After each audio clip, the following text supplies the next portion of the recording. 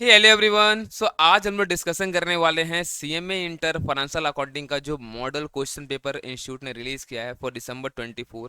अभी फिलहाल एक ही सेट रिलीज हुआ है तो उसका डिस्कशन हम लोग करेंगे और जैसे ही दूसरा सेट आएगा उसका भी डिस्कशन हम लोग कर लेंगे यूट्यूब पे। ओके, तो मैं आपको कुछ एक बात बता दूं, लास्ट टाइम हमने सीएमए इंटर फाइनेंशियल अकाउंटिंग का फास्टैग बैच लॉन्च किया था and thank you so much इतना अच्छा रिस्पॉन्स देने के लिए। एंड अब चारों बैच अवेलेबल है, सीएमए इंटर फाइनेंशियल अकाउंटिंग का regular and FASTag and corporate accounting का भी रेगुलर फास्टैग फीचर सब आप देख सकते हो। और मैंने लिंक का मतलब जो है ना डिस्क्रिप्शन में मैंने लिंक दे रखा है वेबसाइट का, आप वहाँ से सब कुछ देख सकते हो।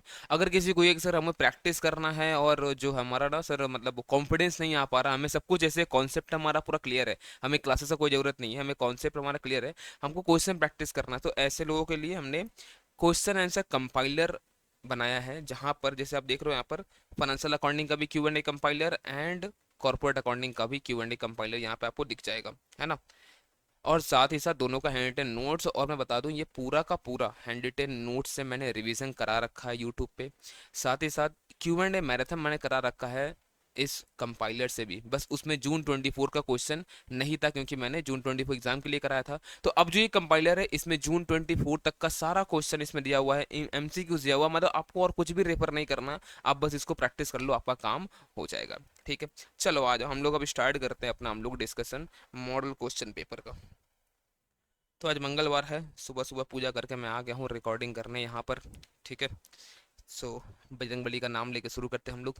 जय बजरंग बली। आ जाओ, एक एक चीज़ एकदम डिस्कस करेंगे डिटेल में, जैसा कि आप जानती हो हमने पहले भी डिस्कशन कर रखा है मॉडल क्वेश्चन पेपर्स का, और पहले एमटीपी आया करता था उसका भी डिस्कशन हमने किया है 2016 सिलेबस का। ठीक है, तो आप सबको पता है कि हम लोग एकदम एक एक चीज़ पूरा बारीकी से पूरा हम लोग पढ़ने वाले हैं। ठीक है, आ जाओ देखते हैं। तो सबसे पहला जो हमारा सेक्शन ए है वो कंपलसरी सेक्शन होता है एमसीक्यूज का, तो वो हम लोग देखेंगे एक, और उसके बाद हमारा डिस्क्रिप्टिव हम लोग करने वाले हैं। ठीक है, चलो सबसे पहला क्वेश्चन देखते हैं क्या है। तो पूछता है क्या हम लोगों से, अच्छा भाई हट जाओ। At the end of accounting year, at the end of accounting year the capital expenditures are shown in. अब देखो अभी बात बता मुझे, कैपिटल एक्सपेंडिचर जो हम लोग करते हैं वो क्या होता है हमारा, सर एसेट्स होता है, जैसे plant and machinery, furniture, vehicles, ये सब हमारा एसेट्स होता है। तो कहाँ दिखाते हैं ये सबको हम लोग, asset side of the balance sheet. ठीक है, मेमोरेंडम जॉइंट वेंचर हम लोग कब बनाते हैं, मेमोरेंडम जॉइंट वेंचर कब बनता है, जब हम लोग बोलते हैं ना कि सेपरेट बुक्स मेंटेन नहीं हो पा रहा है, पहला चीज ये। और दूसरा, दूसरा पता क्या होता है कि हम लोग बस हम लोग अपना ट्रांजेक्शन लिख रहे हैं, बाकी कैसे मान लो दो को वेंचरर है साथ में लोग बिजनेस कर रहे हैं। ठीक है, तो ए और बी, तो ए जब बना रहा ना तो वो सिर्फ अपना ट्रांजेक्शन का रिकॉर्ड रखता है, ऐसे केस में हम लोग को मेमोरेंडम करना पड़ता है। तो ईच को venture records of their own transaction only, अगर आप सिर्फ अपना रिकॉर्ड करते हो तो ऐसे केस में आपको बनाना पड़ेगा मेमोरेंडम जॉइंट वेंचर। ठीक है, और ये जो क्वेश्चन है इसमें अभी पढ़ते हैं, क्यों मैंने रेड मार्क कर रखा आपको पता चलेगा। देखो, On 1/1/24, Mr. X took delivery from Mr. Y of 5 machines on hire purchase। ठीक है, 4,000 being paid on डिलीवरी, तो आपको ये समझ में आ रहा है कि 4,000 जो डिलीवरी दिया गया ये डाउन पेमेंट है। ठीक है, and the balance in 5 instalments of ₹6,000 each, तो टोटल पेमेंट कितना हुआ है, 6,000 इंटू 5 30,000 प्लस ये 4,000, टोटल पेमेंट हुआ है 34,000। ठीक है, payable annually on 31st December. The vendor company charges 5% interest per annum on yearly basis. The cash price of the machine जो है वो है 30,000 रुपया। तो कैश प्राइस कितना मशीन का, 30,000। टोटल पेमेंट हमने कितना करा है, 34,000 रुपया। तो मैं बोल दूं क्या टोटल जो है वो इंटरेस्ट लगा है 4,000 रुपया। बट यहाँ आप देखो क्या पूछा है, calculate the interest per annum, ये कैसे निकाले हम लोग। पर एनम क्या आप फर्स्ट ईयर का पूछो सेकंड ईयर पूछो वो हम लोग बता सकते हैं, पर एनम क्या सेम थोड़ी आएगा इंटरेस्ट हर बार, है ना। हम लोग जब पेमेंट करते जा रहे हैं, हम लोग इंस्टॉलमेंट दे रहे हैं, तो प्रिंसिपल भी हम लोग पेमेंट कर रहे हैं थोड़ा थोड़ा, तो हमारा इंटरेस्ट तो कमते जाएगा। तो पर एनम तो इंटरेस्ट कुछ होता नहीं है। और यहाँ पे जो ऑप्शन भी दे रखा है, यहाँ पर टोटल इंटरेस्ट का आप देखो ऑप्शन दे रखा है कि पूरा इंटरेस्ट कितना लगेगा, तो इसलिए मैं रेड मार्क कर रखा है, जो क्वेश्चन पूछा उस हिसाब से यहाँ पर ऑप्शन नहीं है अपने पास। ठीक है, चलो। In hire purchase system, cash price plus interest, cash price plus interest, इसको क्या बोलते हैं हम लोग, इसको बोलते हैं हायर परचेज प्राइस। जैसे मान लो यहाँ पर था ना कैश प्राइस 30,000 प्लस 4, तो ये जो 34 है इसको हम लोग बोलते हैं HP price, hire purchase price. ठीक है, which of the following is true in respect of proforma invoice. Proforma invoice क्या था बताओ, कहाँ पर यूज होता है, ये यूज होता है ये कंसाइनमेंट बिजनेस में। और जो कंसाइनर है वो कंसाइनी को सेंड करता है containing the details of goods send, कितना प्राइस हमने मतलब कितना प्राइस है गुड्स सेंड जो कि है उसका, कितना पे बेचना है, क्या कमीशन, सब कुछ उसमें लिखा रहता है, ठीक है ना। तो यहाँ पर हम लोग बताएं क्या, it is a document send by consignor to consignee, सही बात है ये। Only the details of the goods returned are recorded in this document, नहीं। In facts in acts as an it acts as an evidence of the remittance of money on consignment basis, नहीं ये भी नहीं है। तो यहाँ पर क्या बोलेंगे हम लोग, a it is a document send by consignor to the consignee, ठीक है। फिर यहाँ भी रेड मार्क मैंने कर रखा है, अगेन आओ पढ़ते हैं क्या है यहाँ पर। Income and expenditure account show subscription. अब देखो इनकम एक्सपेंडिचर और सब्सक्रिप्शन दिखा है, इसका मतलब क्या होता है, इतना हमारा इनकम है इस साल का, अब कितना रिसीव हुआ फिलहाल हमें नहीं पता। आगे बढ़ते हैं। Subscription accrued in the beginning of the year and eight the end of the year, बोलता है 74। अब आप बताओ मुझे, beginning of the year and eight the end of the year, तो आपने फिगर तो एक ही दिया है बस 74। तो हम लोग ऐसा मान सकते हैं क्या कि बिगिनिंग में भी 74 एक्रूड था और एंड में भी 74 एक्रूड था। हम लोग ऐसा मान सकते हैं, जब आप कुछ नहीं बोले हो तो हम लोग ये मानेंगे ना। आपने क्या लिखा देखो यहाँ पर, subscription accrued in the beginning of the year and eight the end of the year, हम यही मानेंगे 74,000 दोनों में होगा, एक ही डेटा यहाँ पे, तो ठीक है। And subscription receive in advance at the end of the year जो है वो 96,000 है। बोलता है the figure of subscription received, अब वो बोलता है कितना रिसीव हुआ। एक बात समझो देखो, अगर मैं बोलता हूँ ये इनकम है, इनकम का मतलब क्या होता है, हमें कितना मिला उससे फर्क नहीं पड़ता है। इस साल का इतना ये इनकम होना चाहिए था 8,20,000। अब कितना मिला कैसे निकालें, देखो ध्यान से देखना पर, सब्सक्रिप्शन अक्रूड है in the beginning of the year. आप एक बात समझो, जैसे हम बोलेंगे सब्सक्रिप्शन अक्रूड है in the beginning of the year, मतलब लास्ट ईयर का आउटस्टैंडिंग था ये, हम लोग मिला नहीं था हम लोग को, सही मारा क्या।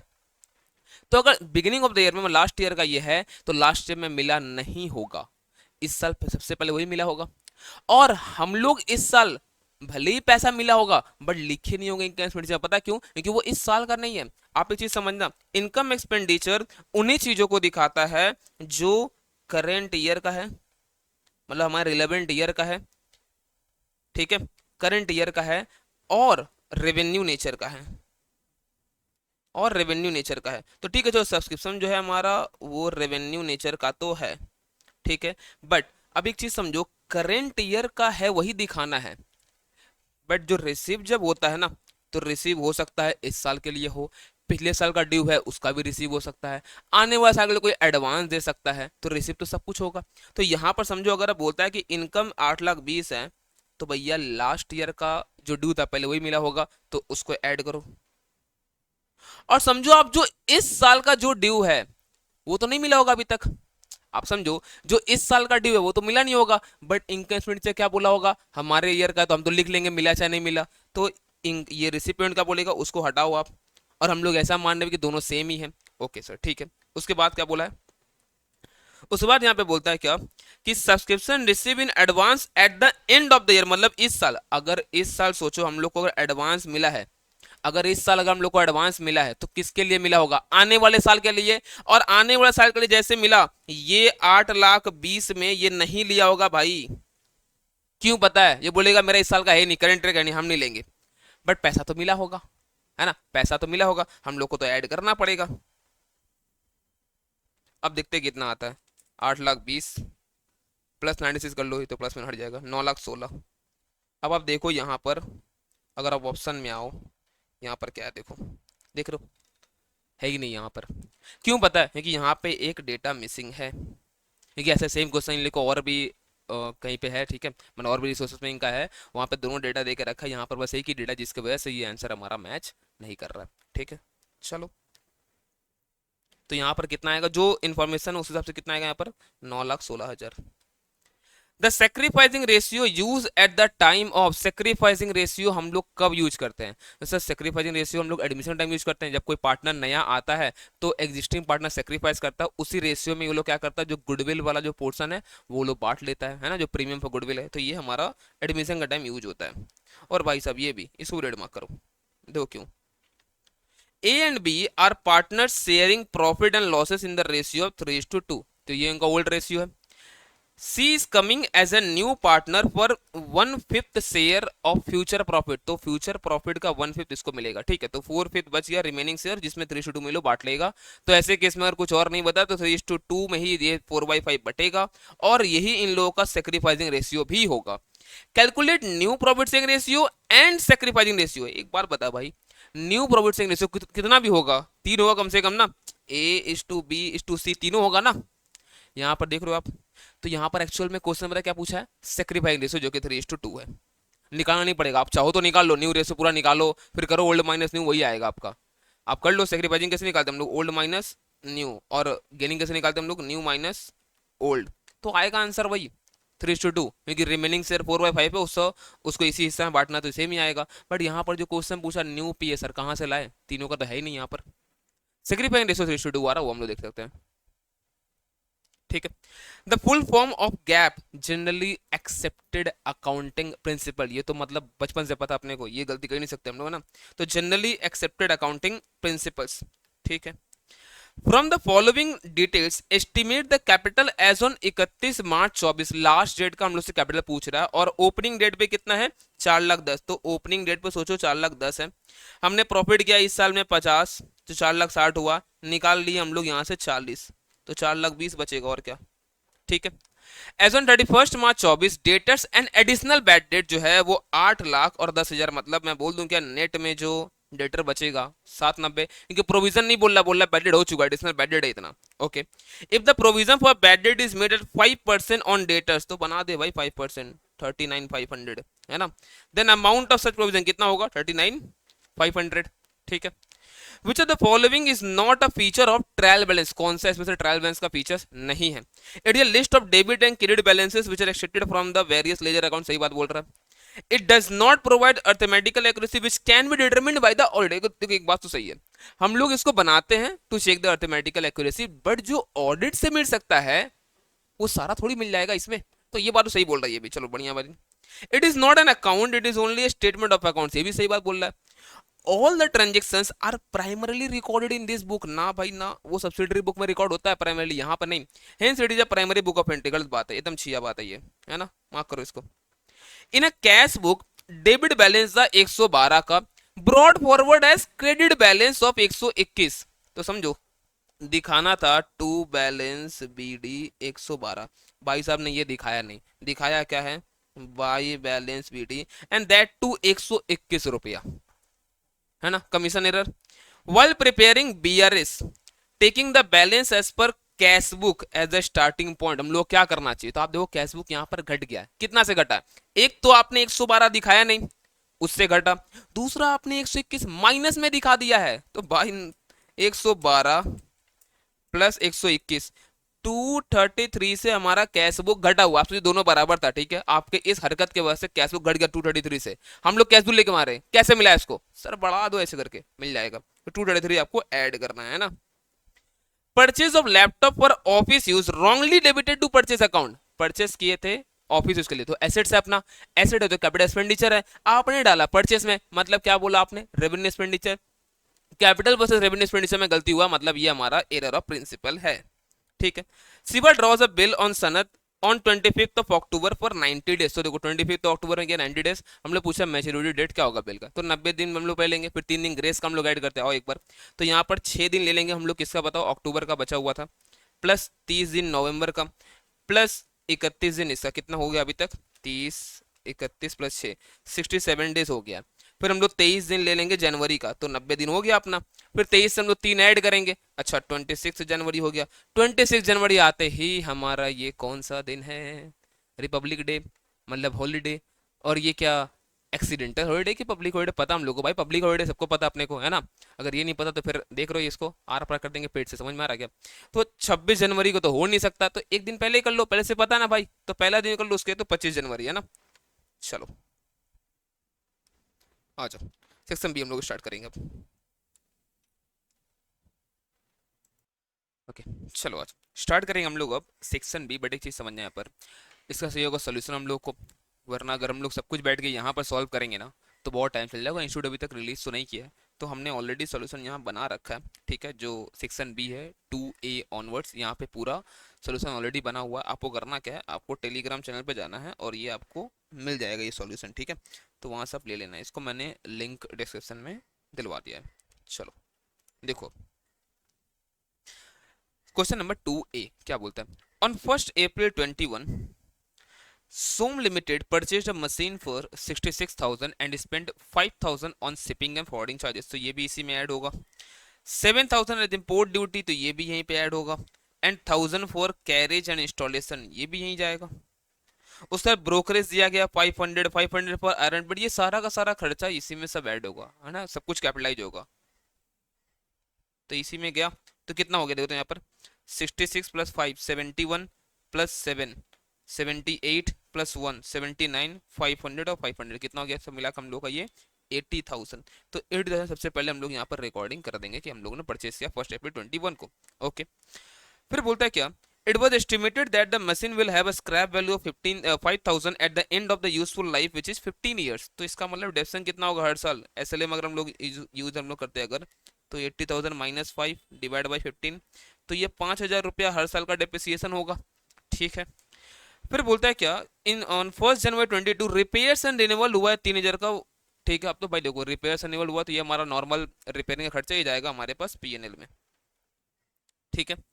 उसके बाद on 1 October 2023 this machine was sold for 50,000 prepare machinery account for 3 year, सब लोग 50,000 में बेच दिया। कब बेचा, 1 October 2023 को।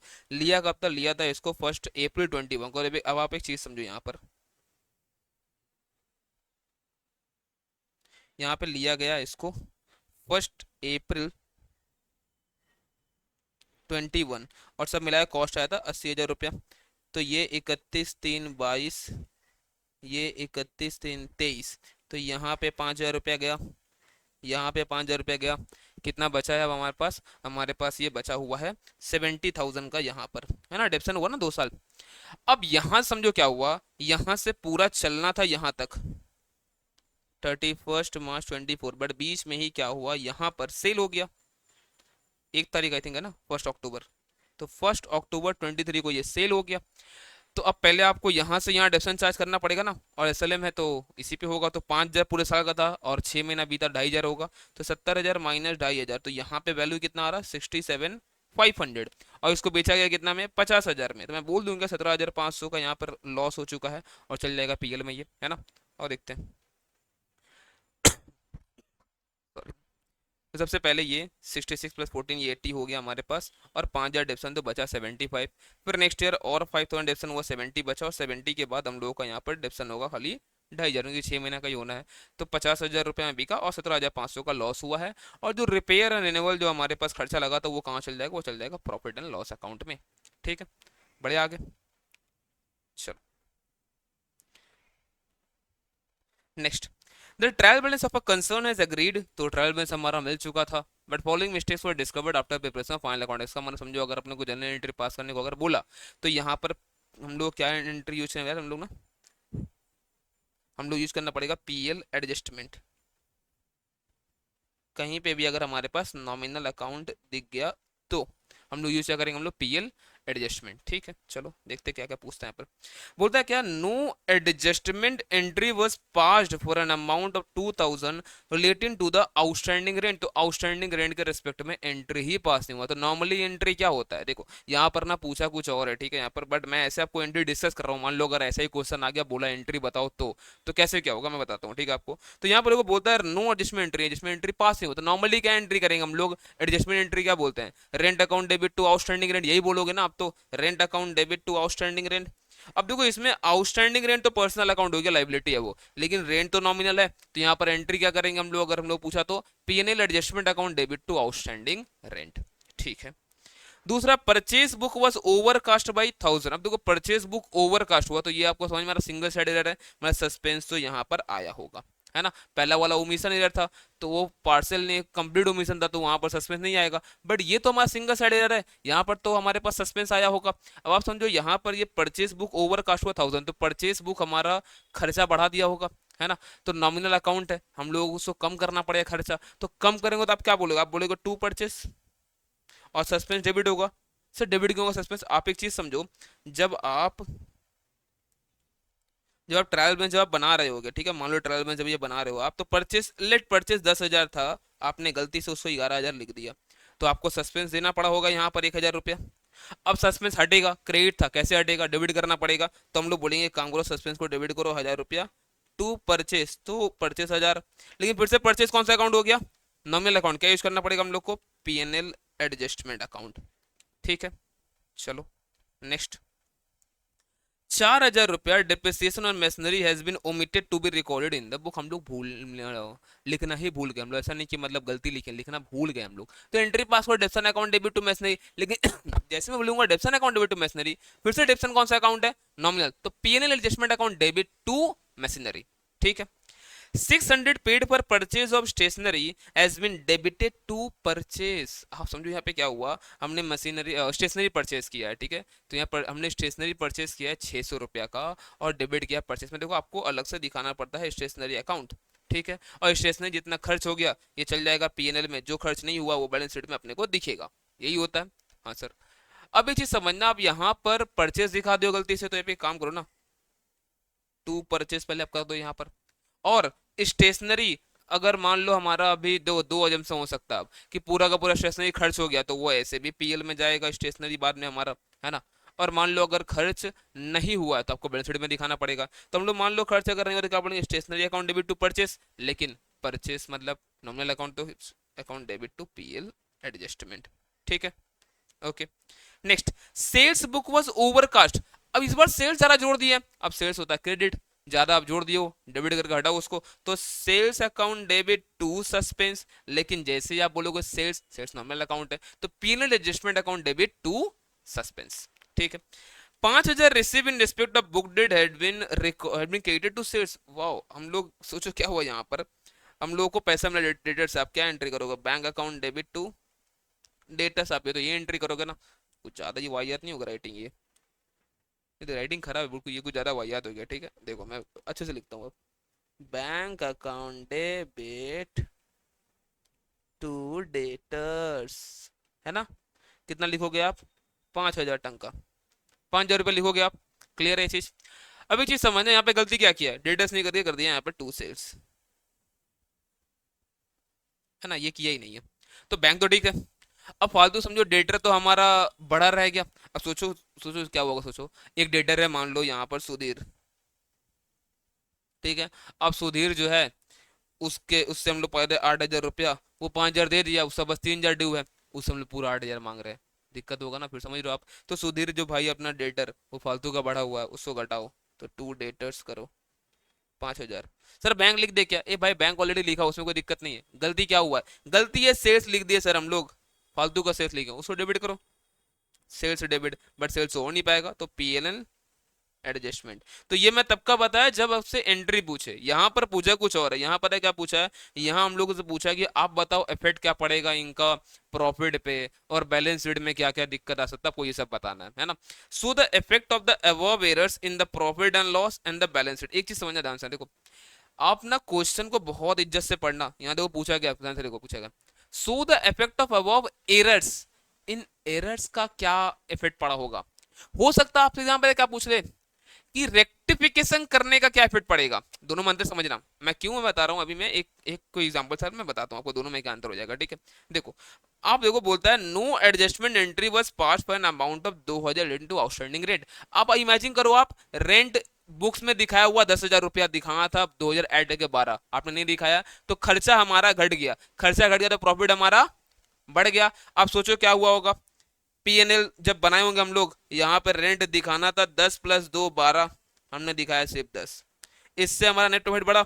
नेट प्रॉफिट जाता कहाँ पर है, ये जाता कहाँ पर है, कैपिटल में, कैपिटल भी तो बढ़ गया, और कैपिटल बढ़ा तो अब एक बात बताओ, आप बैलेंस शीट मिलेगा कैसे, क्योंकि समझो अगर कैपिटल अगर बढ़ गया, एसेट को बढ़ना चाहिए या लाइबिलिटी को घटना चाहिए, वरना तो मिलेगा नहीं बैलेंस शीट, ये बात ध्यान में रखना हमेशा। ठीक है, तो अब एक चीज समझना, आप एक लाइबिलिटी भी तो घटा होगा, आउटस्टैंडिंग रेंट आपने दिखाया नहीं तो वो लाइबिलिटी घट गया। अब देखो 2,000 से ये बढ़ा है, 2,000 से ये घटा है, हो गया ना कैंसल लाइबिलिटी। क्लियर हो रहा है क्या, ठीक है, और एक बार पहले मैं आपको यहाँ पर दिखाता हूँ आंसर यहाँ कैसे करा। तो प्रॉफिट आपका बढ़ गया होगा 2,000 से, प्रॉफिट वॉज ओवरशूटेड बाय 2000, कैपिटल भी बढ़ा होगा और आउटस्टैंडिंग लाइबिलिटी घटा होगा, दो तभी तो मिलेगा। अब दो कैपिटल अगर बढ़ो तो बढ़ा है, लाइबिलिटी बढ़ा, तो कोई लाइबिलिटी घटाओ या फिर कोई एसेट बढ़ाओ तभी तो आंसर मिलेगा, वरना बैलेंस शीट टैली कैसे हो रहा आपका। तो ये आप एग्जाम में क्रॉस चेक कर सकते हो।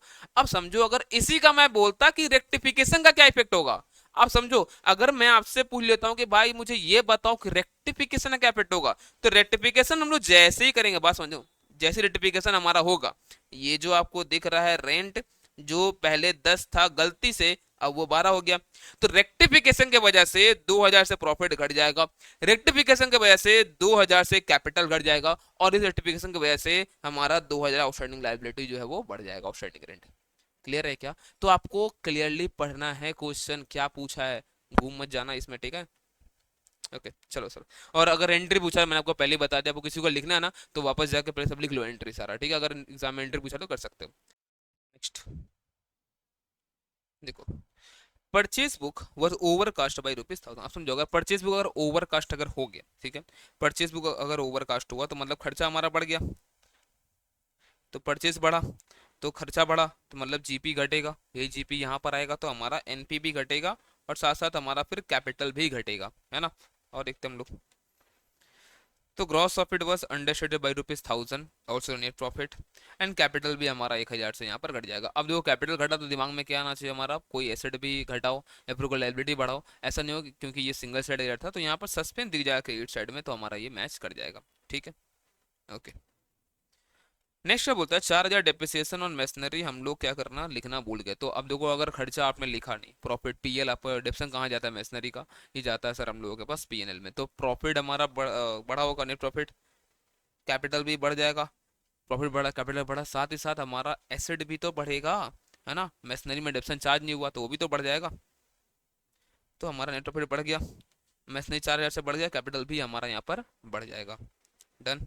नेक्स्ट बोलता है ₹600 paid for stationery has been debited to purchase account. अब देखो ये ना मुझे एग्जांपल लेकर वो समझाना पड़ेगा, वरना आपको ऊपर से निकल जाएगा पूरा ये, और देखते हैं क्या क्या यहाँ पे हुआ होगा।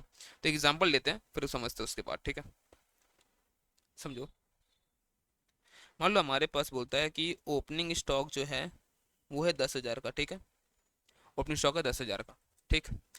फिर बोलता है कि परचेजेस जो हमने किया है वो है 40,000, और बताता है सेल्स जो हुआ है वो हुआ है 62,000, और क्लोजिंग स्टॉक है 8,000।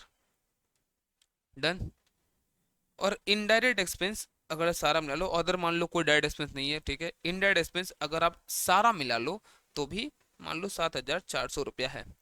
Apart from this indirect expense and purchases, हम लोग एक स्टेशनरी हम लोग परचेज किए थे, कितना का, ₹600 का। बोलते हम लोग को पीएल बनाओ, कितना, मैंने पीएल देखा कितना क्या आ रहा है, ठीक है? देखो अब यहाँ पर जब हम लोग अगर पीएल बनाते हैं, ठीक है, जो डेटा दिया उस हिसाब से बनाते हैं हम लोग, तो ओपनिंग स्टॉक होगा 10,000 का, मैं आपको लिख नहीं रहा हूँ, ठीक है, ओपनिंग स्टॉक, ठीक है, फिर 40,000 का परचेजेस, फिर 62 का सेल और 8 का क्लोजिंग स्टॉक, है ना? तो 70 और ये 50, 20 का जीपी आया होगा, यही जीपी हमारा यहाँ पे जाएगा, है ना? फिर यहाँ पे बोलेंगे सारा खर्चा हमारा कितना है, 7,400, ये तो 7,400। अब एक चीज़ समझना, सुनो, जो ये स्टेशनरी है इसका दो ट्रीटमेंट हो सकता है। अगर आप ये मांगते हो कि स्टेशनरी पूरा खर्च अगर हो गया है, पूरा खर्च अगर हो गया तो ये पीएल में चल जाएगा ₹600, और अगर आप ये मानते हो कि नहीं बचा हुआ है खर्च पूरा अगर नहीं हुआ है तो ये फिर बैलेंस शीट में देखिए करंट एसेट्स में ₹600, दोनों में से ये होगा। अब यहाँ पर क्या एजम्पशन ले सर, सब में तो कुछ बताया नहीं है, तो इंस्टीट्यूट जब पहले भी ऐसा सब पूछ के रखा तो एजम्पशन ये लिया लो कि यहाँ पर पीएल में डाल दो, यहाँ पर मैंने खर्चा मान लो, यहाँ पे पूरा एक्सपेंड हो गया। तो अगर हम लोग सही सही करते तो ₹600 का यहाँ भी खर्चा दिखता, है ना? तो कितना होता, 20,000 माइनस ये 8,000, तो 12,000 का प्रॉफिट अपने को यहाँ पे दिख रहा होता, एलडीएस देख लेने एक बार, ठीक है? तो 8,000 दिखता हटता तो 12 का प्रॉफिट यहाँ दिख रहा होता, बट गलती हम लोग अब क्या किए हैं अब वो देखते हैं, गलती क्या हुआ हम लोगों से। अब हम लोग ओपनिंग स्टॉक सही दिखाए हैं 10,000, हम लोग सेल सही दिखाए हैं 62,000, 8,000 क्लोजिंग स्टॉक सही दिखाए, ये सब कुछ सही हुआ है, ठीक है? गलती क्या हुआ, जो यहाँ पर होना चाहिए था 30,000 का परचेज, 30 है कि 40 है, कितना, 40, जो यहाँ पे होना चाहिए था 40,000 का परचेज, उसको गलती से हम लोग 40,600 परचेज में ही डाल दिए, स्टेशनरी का परचेज भी, जिसकी वजह से हुआ क्या, ये हो गया 70, और 70 अगर हम लोग यहाँ कर दे रहे, अगर 70,000 माइनस 50,600, तो ये 19,400 आ जाएगा। उसमें 20,000 आता, 600 कम हो जाएगा और क्या, ये दिख रहा है 19,400। और यहाँ पे इनडायरेक्ट एक्सपेंस 7,400 दिखता, और ये 600 तो यहाँ पर अब आएगा नहीं, वो तो ऊपर चला गया। तो अल्टीमेट देखो प्रॉफिट हमारा 12,000 ही आएगा। इसका मतलब नेट प्रॉफिट पे गलती के बाद भी कोई इफेक्ट नहीं पड़ रहा। क्यों पता है? क्योंकि अगर एक 600 का खर्चा, अगर समझो आप एक अगर 600 का खर्चा अगर यहाँ पे नहीं दिखा है, तो ऊपर में खर्चा दिख गया 600 का एक्स्ट्रा, उसी के वजह से तो यहाँ प्रॉफिट दिखता हम लोग का सब कुछ आने के बाद। तो इसका मतलब इस गलती से हमारा नेट प्रॉफिट को कोई असर नहीं पड़ेगा, और नहीं पड़ा नेट प्रॉफिट मतलब कैपिटल पे भी कोई असर हमारा नहीं पड़ेगा। ठीक है, और बैलेंस शीट में कुछ भी असर नहीं पड़ेगा, हमारा बचा ही नहीं था, एसेट में नहीं जाएगा। मतलब इन सब में गलती बस क्या हुआ है, बस ग्रॉस प्रॉफिट हमारा यहाँ पे घट गया 600 से, और कुछ नहीं हुआ है। That's it. चलो, ये गलती की वजह से इतना ही हुआ है। तो यहाँ पर gross profit was under stated but no effect on net profit, but कब? Assuming stationery has been consumed in the business. अगर आप नहीं मानते ऐसा, तो फिर पता क्या होता, फिर पीयर में ये खर्चा जाता नहीं, फिर ये बैलेंस शीट में एसेट तौर पर दिखता। बट अगर खर्चा अगर हो गया तो एसेट में जाएगा नहीं, मतलब और कैपिटल में हुआ नहीं, तो बैलेंस शीट में कोई इफेक्ट आपका पड़ा ही नहीं है। बोलो क्लियर है ये चीज? Yes sir. अब डैड मैं आपको बोलता हूँ तो कुछ समझ में आपको आता नहीं इसमें, ठीक है ना? समझो, सेल्स बुक वाज ओवरकास्ट में 1000, जैसे परचेस से यहाँ पर सेल अगर बढ़ा दिया, सेल बढ़ा, जीपी बढ़ गया, एनपी बढ़ गया, आपका कैपिटल भी आपका बढ़ जाएगा। ठीक है, तो ग्रॉस प्रॉफिट नेट प्रॉफिट दोनों ही बढ़े 1,000 से, साथ साथ हम लोग कैपिटल भी बढ़ जाएगा 1,000 से, क्योंकि हमारा एनपी बढ़ा हुआ है।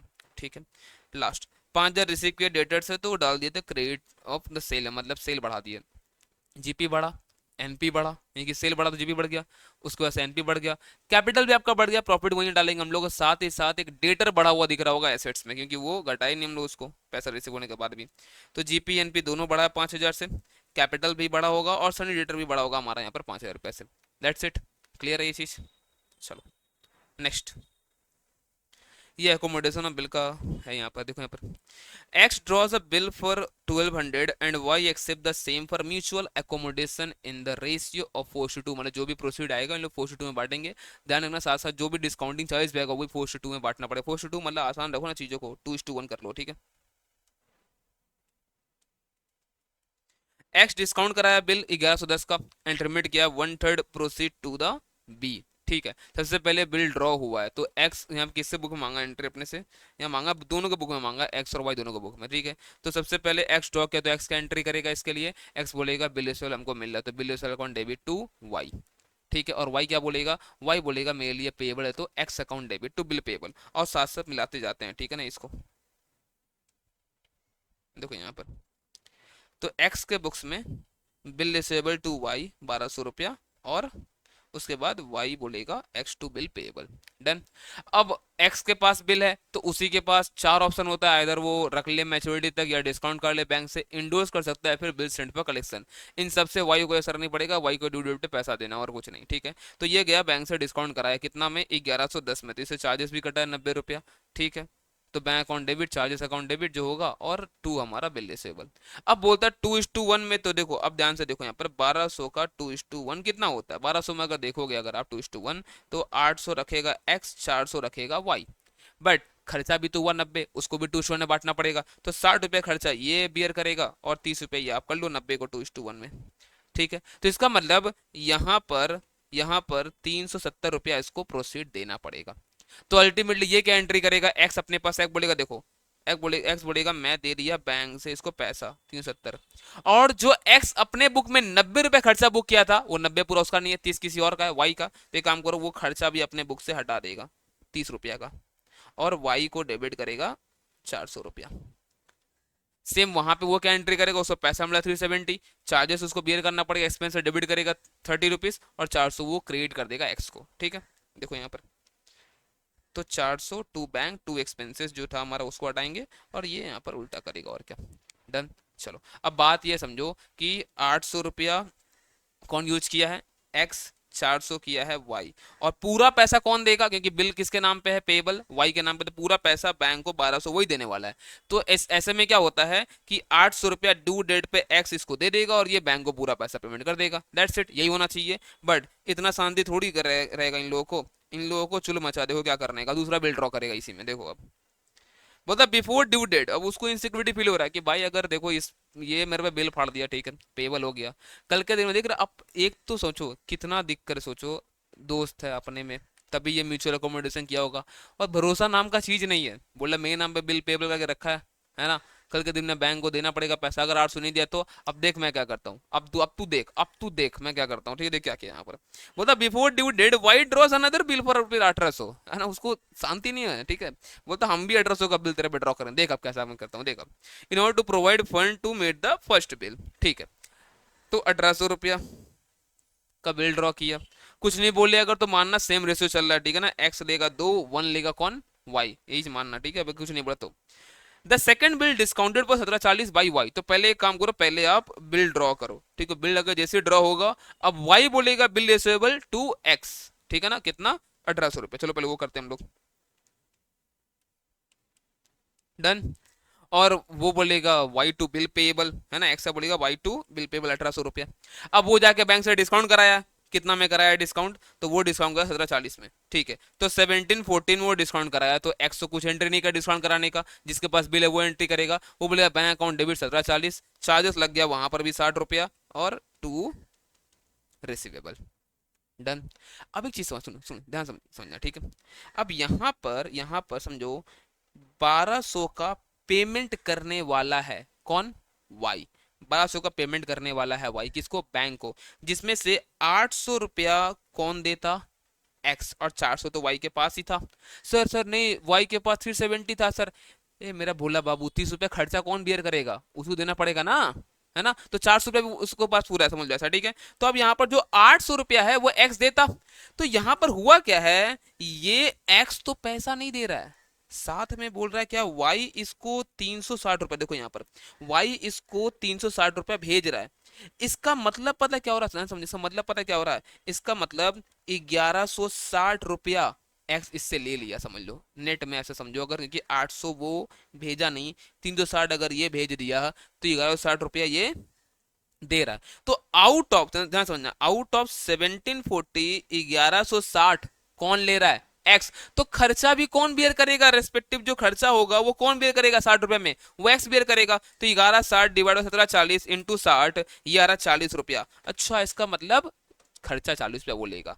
तो अब वाई क्या बोलेगा, वाई बोले देखो मैं ना पैसा भेज रहा हूं, किसको भेज रहा है वो भेज रहा है एक्स को पैसा, तो वो क्या बोलेगा, वो बोलेगा टू बैंक 360, साथ में बोलेगा देखो जो खर्चा मैंने अपने बुक में डिस्काउंटिंग चार्ज लिख के रखा है वो तो मेरा खर्चा है ही नहीं 40 का, ठीक है, हटाओ उसको, 60 रुपये तो लिख के रखा, मेरा तो खर्चा है ही नहीं भाई, हटाओ 40 का, तो यहाँ पर एक्स को वो डेबिट करेगा 400 से, क्लियर है क्या, डन, चलो, और ये यहाँ पैसा ले लेगा।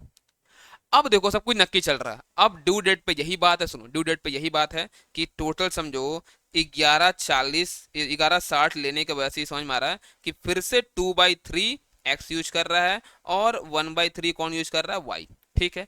अब समझो क्या क्या हुआ, समझो ध्यान से, एक्स के पास बिल पेएबल है 1800 का, जिसका वो खाली 2/3 यूज किया 1200 रुपया, और वाई कितना यूज किया, वाई किया है 1/3। तो ड्यू डेट पे यही होना चाहिए कि वाई 600 रुपया एक्स को भेज देवे, और एक्स जो है पूरा का पूरा बिल पेबल इसके नाम पे, ये पूरा का पूरा बैंक को पेमेंट कर देगा, यही होना चाहिए, हाँ सही होना चाहिए। अगर कोई बीच में फेल नहीं किया तो, लेकिन फेल नहीं किया सब में मजा नहीं आएगा फिर तो, है ना, इंस्टीट्यूट को भी तो मजा नहीं आता फेल नहीं करने से, वो फेल करवाएगा, देखो यहाँ पर, ठीक है, वो आफ्टर मीटिंग फर्स्ट बिल दे दिया उसको, the second bill is duly met so journal entries, भैया यहाँ पे समथिंग कर दिया, आसान कर दिया यहाँ पे, तो अब बोला कितना आसान, इतना आसान कैसे हो सकता है भाई, ठीक है, अब दे दे छोड़ो। अब यहाँ पे नॉर्मली पता मजा कहाँ आता, फेल करते हो ना मजा आता है यार, ठीक है, चलो आ जाओ, मैंने सब देखा है था, मुझे लगा फेल तो करेगा ही, शूट तभी मजा आएगा, छोड़ो यहाँ पर मजा नहीं आया, कोई बात नहीं है, आपके लिए आसान है। तो यार समझो बिल पेएबल टू बैंक कौन बोलेगा, वाई, सॉरी एक्स बोलेगा 1800 रुपया, बट क्या वो पूरा पैसा यूज किया ना बाबा ना, 600 मंगाए किससे, वाई से मंगाएगा, तो वो पहले 600 रुपया लेगा वाई से, और फिर वो बिल पेएबल टू बैंक वो फिर बोलेगा। ये बहुत आसान सम हो गया यार, मजा ही नहीं आया पता, सर आपको मजा दिख रहा है, हम लोग को यहाँ पर फालतू का काम करना पड़ता है, ठीक है ना, एक्स टू बैंक 600 दे दिया, डन। मेरा चलता पता है क्या, आप सुनो सुनो, देखो एग्जाम में पूछ सकता है ये लोग, सुनो एक बार बता दो, सुनो एग्जाम में पूछ सकता है भाई ये लोग, ठीक है, तो समझो अगर मान लो इस सिचुएशन में क्या होता, जो 1200 एक्स के पास है, 600 रुपया वाई ला के देगा, तो 1800 रुपया एक्स पे करेगा, ठीक है, और वाई 600 रखा है इसको दे देगा, तो खत्म हो जाएगा कहानी, ठीक है, यही बात है। मान लो अगर नहीं दिया, मान लो अगर नहीं दिया, ठीक है, अगर मान लो नहीं दिया तो फिर क्या होगा समझो, ये 1200 जो ये पेमेंट कहा था खुद तो किया नहीं, वाई पता क्या करेगा, वाई को बेचारा उसके नाम पे बिल रिसीवेबल था पहले और वो अपने बैंक से डिस्काउंट कराया था, बैंक तुरंत से पता क्या करेगा, बैंक तुरंत से इसके अकाउंट से डिडक्ट कर लेगा।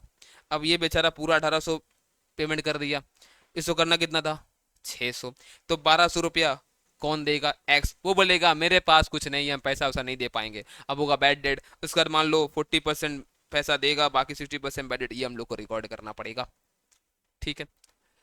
अब अगर देखो मैं एक बार बता देता हूँ, देखो ठीक है, मैं यहाँ पर ये क्वेश्चन नहीं देखा था, ठीक है, अगर कोई कोई ये सब कमेंट वमेंट किया ना कि सर मोए मोए हो गया, मैं पीट उठ दूंगा, बता देता हूँ, ठीक है, ये मैंने इसलिए सोचा कि चलो होगा ना मजा तो फिर आएगा, कोई मोए मोए नहीं करवाएगा, ठीक है।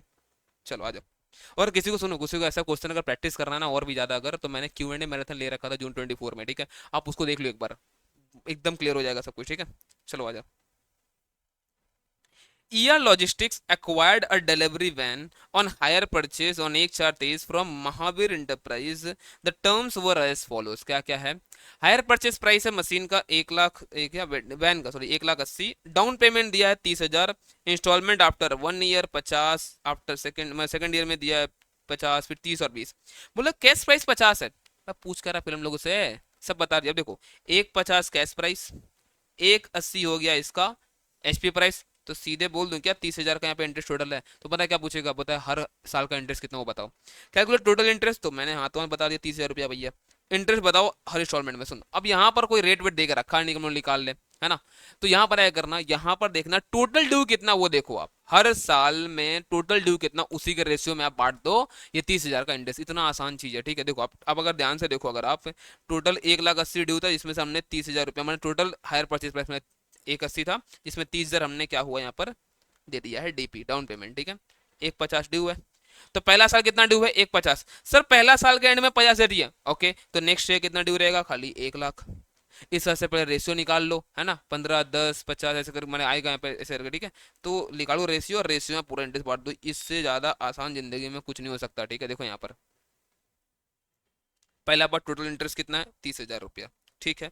अब देखो पहला साल तो पूरा 1.5 लाख ड्यू था, क्योंकि 1,80 में 30,000 दिया, फिर उसके बाद इंस्टॉलमेंट दिए 50, तो अब बच गया 1 लाख, तो नेक्स्ट ईयर 1 लाख ड्यू होगा, फिर 50 दे दिए, तो अब क्या होगा मान लो उसके बाद अब कि 50 ड्यू रहेगा, ठीक है। 50 देते ही हम लोग फिर बोले इस साल हम लोग और 30 दे दिए, तो अब बस 20 ड्यू रहेगा, और 20 ड्यू के बाद हम लोग जो पेमेंट किया तब कुछ बचा ही नहीं। अब आप रेशियो मिलाओ यहाँ से, ठीक है, तो यहाँ देखो 150, 100, 50 और 20, इसी रेशियो में बांट दो, टोटल कितना होता है ये रहा, इस रेशियो में बांट दो, पूरा इंटरेस्ट, बात खत्म। फ्रैक्शन का इधर उधर हो सकता है, ठीक है ना, वो 0.5 छोड़ो सब, ठीक है, डन। बड़े आगे, अब आएगा मजा, अब सिंगल एंट्री का सम, ठीक है। देखो यहाँ पर X, a sole trader, furnishes you the following bank summary for the year ended 31st December 23, balance on December 31st 2022 इन लोगों के पास। देखो अब यहाँ पर 23 पूछ रहा है, यहाँ पे दिया है, इसका मतलब क्या, ये ओपनिंग बैलेंस है अपने पास, ठीक है। तो ओपनिंग बैलेंस है 11,000 रुपया, जिसमें डिपॉजिट किए हम लोग, ध्यान से देखना, बोलता है कैश डिपॉजिट किए आउट ऑफ कैश सेल 1,25,000 रुपया, कलेक्शन हुआ है क्रेडिट कस्टमर से 3,05,000 में डेटर इतना पेमेंट किया है, इनकम फ्रॉम पर्सनल इन्वेस्टमेंट, भैया ये तो हमारा फिर एडिशनल कैपिटल हो गया, समझो मेरा पर्सनल कोई इन्वेस्टमेंट था, वहां से डिविडेंड वगैरह कुछ कुछ मिला और मैंने लाकर डाल दिया अपने बिजनेस में, तो एडिशनल कैपिटल होगा फिर तो ये एडिशनल कैपिटल 36,000 रुपया, ठीक है। पैसा निकला किस किस चीज के लिए, बोलता है कैश विदड्रॉन फ्रॉम नहीं होगा, यहाँ फॉर होगा, कैश विदड्रॉन फॉर, एक तो पर्सनल ड्राइंग के लिए निकाला है और शॉप एक्सपेंस। एक चीज ध्यान रखना, कैश निकाला है तो इतना खर्चा नहीं हो गया होगा, कैश कितना निकाला है यहाँ पर 40,000, हो सकता है खर्चा खाली 30,000 हुआ हो, है ना, ये ध्यान देना हम लोग को, ठीक है। तो देखेंगे लास्ट में कैसे करना है इसका। और ड्राइंग तो ठीक है, ड्राइंग तो ड्राइंग है भैया, 20,000 रुपये निकाल लिया। Cheque issue to suppliers of goods और सर्विसेज, और चेक इशूड फॉर पर्सनल, भैया ये भी ड्राइंग हो गया, और बैंक चार्जेस डिडक्ट हुआ इतना, तो ये कहाँ कहाँ जाएगा, देखो जो बैंक चार्ज डिडक्ट हुआ चल जाएगा P&L में, ये हमारा ड्राइंग है। और जो गुड्स और सर्विस के लिए हुआ क्रिएटर में हम लोग जाकर एंट्री इन सब का करेंगे, और क्लोजिंग बैलेंस अपने पास 16,500 दे दिया हमारे पास बैंक का समरी।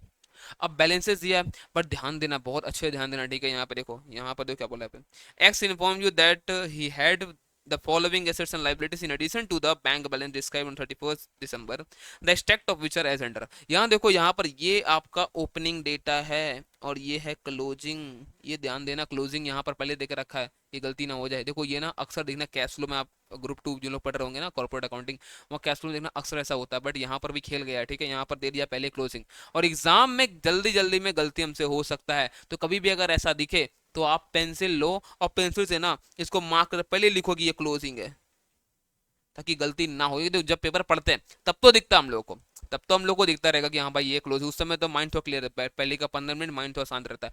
लेकिन भैया जैसे ही क्वेश्चन बनाना स्टार्ट कर, दानों की तरह लिखना चालू करते पूरा हम लोग, उस समय भैया गलती अपने से हो सकता है ऐसा। तो पहले करो, पेंसिल लो, मार्क करके लिख लो क्लोजिंग, ताकि जब तुम 4 नंबर क्वेश्चन तक पहुंचो तो याद रहे कि ये पहले क्लोजिंग है, वरना जल्दी जल्दी में गलती कर ही बैठोगे। ठीक है, देखो यहाँ पर एसेट, कैश बैलेंस है अपने पास कितना का, तो ओपनिंग में है अपने पास 4,000, क्लोजिंग में है 7,000। Amount due from customer, debtor का बैलेंस है opening closing. Unsold inventory at cost, मतलब ओपनिंग स्टॉक देके रखा, क्लोजिंग स्टॉक भी देके रखा है। प्रीपेड एक्सपेंस, ठीक है, एक्सपेंस अकाउंट बनाने में काम आएगा, कितना खर्चा हुआ, कितना एसेट, क्या लाइबिलिटी देख लेंगे हम लोग। लाइबिलिटी में creditor for good, creditor for services, that's it. आगे पढ़ता और क्या क्या बताया सुनो अब। He also informed you that he uses 75% of the cash sale proceed for making cash purchase, the remaining balance being deposited into the bank। अब एक बात बताओ, अपने को यहाँ बताया था, समझो यहाँ पर समझो, बोलता है जो भी होता है ना 75% का तो हम लोग कर लेते हैं कैश परचेस, तो बाकी 25, बाकी भाई बोलता है डालते हम लोग बैंक में। ओके, बैंक में कितना डाला है यहाँ पर, तो बैंक में डाला है आउट ऑफ, रुको मैं पेन चेंज कर लूँ, out of cash cell, cash डाला 1,25,000। मैं बोल दूं क्या, ये 1,25,000 जो है ये 25% है, तो अगर ये 25% है तो 5 लाख होगा, इसका मतलब डिवाइड 25%, तो 5 लाख होगा कैश सेल टोटल। और अगर टोटल कैश सेल 5 लाख है तो उसका 75%, 3,75,000, ये क्या है हमारा, ये हमारा कैश परचेस है।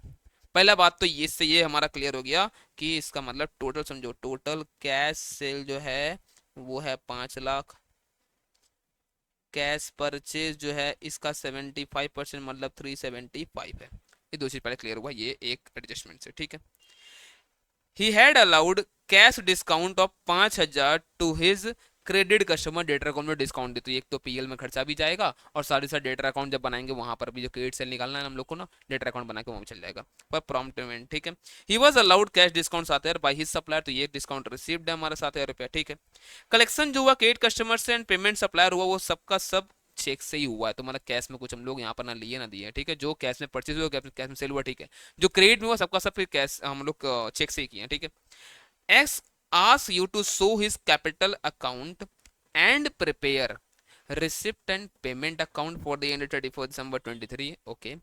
Trading and profit and loss account for the end of 31st December 23 and balance sheet भी हमें इजिंग का बनाना है। तो सबसे पहले तो क्या करना पड़ेगा पता हम लोग को, लास्ट ईयर का जो यहाँ पे दे रखा है ना डेटा, उससे लास्ट ईयर का बैलेंस शीट बनाओ। सबसे पहले निकाल लो आप ओपनिंग कैपिटल, पहले वो कर लो आप। ठीक है, तो देखो यहाँ पर, तो हम लोग जब बनाएंगे हमारे पास क्या क्या एसेट्स देखो यहाँ पर हमारे पास है, तो एसेट्स में हमारे पास कैश बैलेंस है। ठीक है, ओपनिंग कैश बैलेंस हमारे पास 4 है, तो ये 4 यहाँ पर गया होगा, और ओपनिंग बैंक बैलेंस है 11, तो ये भी यहाँ पे दिखा होगा। ठीक है, उसके बाद हमारे पास amount due from customer data 27,500 है, स्टॉक है 10,000 रुपया, और प्रीपेड एक्सपेंस है 2, तो ये सब एसेट साइड में दिखेगा। साथ ही साथ हमारे पास ये लाइबिलिटी भी दिखेगा आउटस्टैंडिंग एक्सपेंसेस के नाम पर ओपनिंग में। तो ये करके सबसे पहला काम क्या होगा, हम लोग को यहाँ पर वर्किंग नोट में निकाल लेंगे हम लोग यहाँ पर ओपनिंग कैपिटल। ठीक है, देखो ये सब यहाँ पर हुआ है, कार्यक्रम निकाल लिया हम लोग, ओपनिंग कैपिटल कितना है यहाँ पर 25,000 रुपया है। Done, okay. अब देखो, अब यहाँ पर एक एक करके सब कुछ निकाल, देखो यहाँ पर सबसे पहला, अब ऊपर से पढ़ते हो। ठीक है, यहाँ पर देखो, अब यहाँ पर बोला था कि शॉप एक्सपेंस, और पहले निकाल दे पूरा एक्सपेंसेस कितना है। ठीक है, शॉप एक्सपेंस के लिए निकालना है कितना, 40, कितना खर्चा कितना, 40,000 निकालना है। ठीक है, 40,000 निकाला, बढ़िया बात है। ओके, और अगर आप यहाँ पे देखो तो एक्सपेंसेस का ओपनिंग क्लोजिंग बैलेंस देके रखा है। ठीक है, तो हम लोग कैश अकाउंट भी बना सकते हैं अगर अपने से मांगा तो, और साथ ही साथ ये भी, तो दोनों अकाउंट बनाएंगे तो हम लोग जाके मिलेगा। ठीक है, तो और फटाफट बना सकते दोनों अकाउंट हम लोग। तो सबसे पहले देखो कैश अकाउंट, ओपनिंग बैलेंस कितना था, ओपनिंग था हमारे पास 4,000 और क्लोजिंग था हमारे पास 7, ये हमको तो बैलेंस देके रखा है। अब आप बताओ कैश कहाँ कहाँ से आया और कहाँ कहाँ गया। तो देखो, एक कैश सेल से हमारे पास पैसा आया था, याद है आपको, 5 लाख रुपया। हाँ सर, बट ये दोनों का दोनों पूरा चला गया, एक चला गया कैश परचेस में, एक चला गया बैंक में, तो ठीक है सर, दोनों ही हमारे पास से तो गया। फिर हमने 40,000 रुपया निकाला है बैंक से फॉर एक्सपेंसेस। सर हमने ड्राइंग के लिए भी पैसा निकाला होगा। ए भाई ड्राइंग तो हो गया, छोड़ना उसको, डायरेक्ट दिखाना कैपिटल से घटा कर, वो छोड़।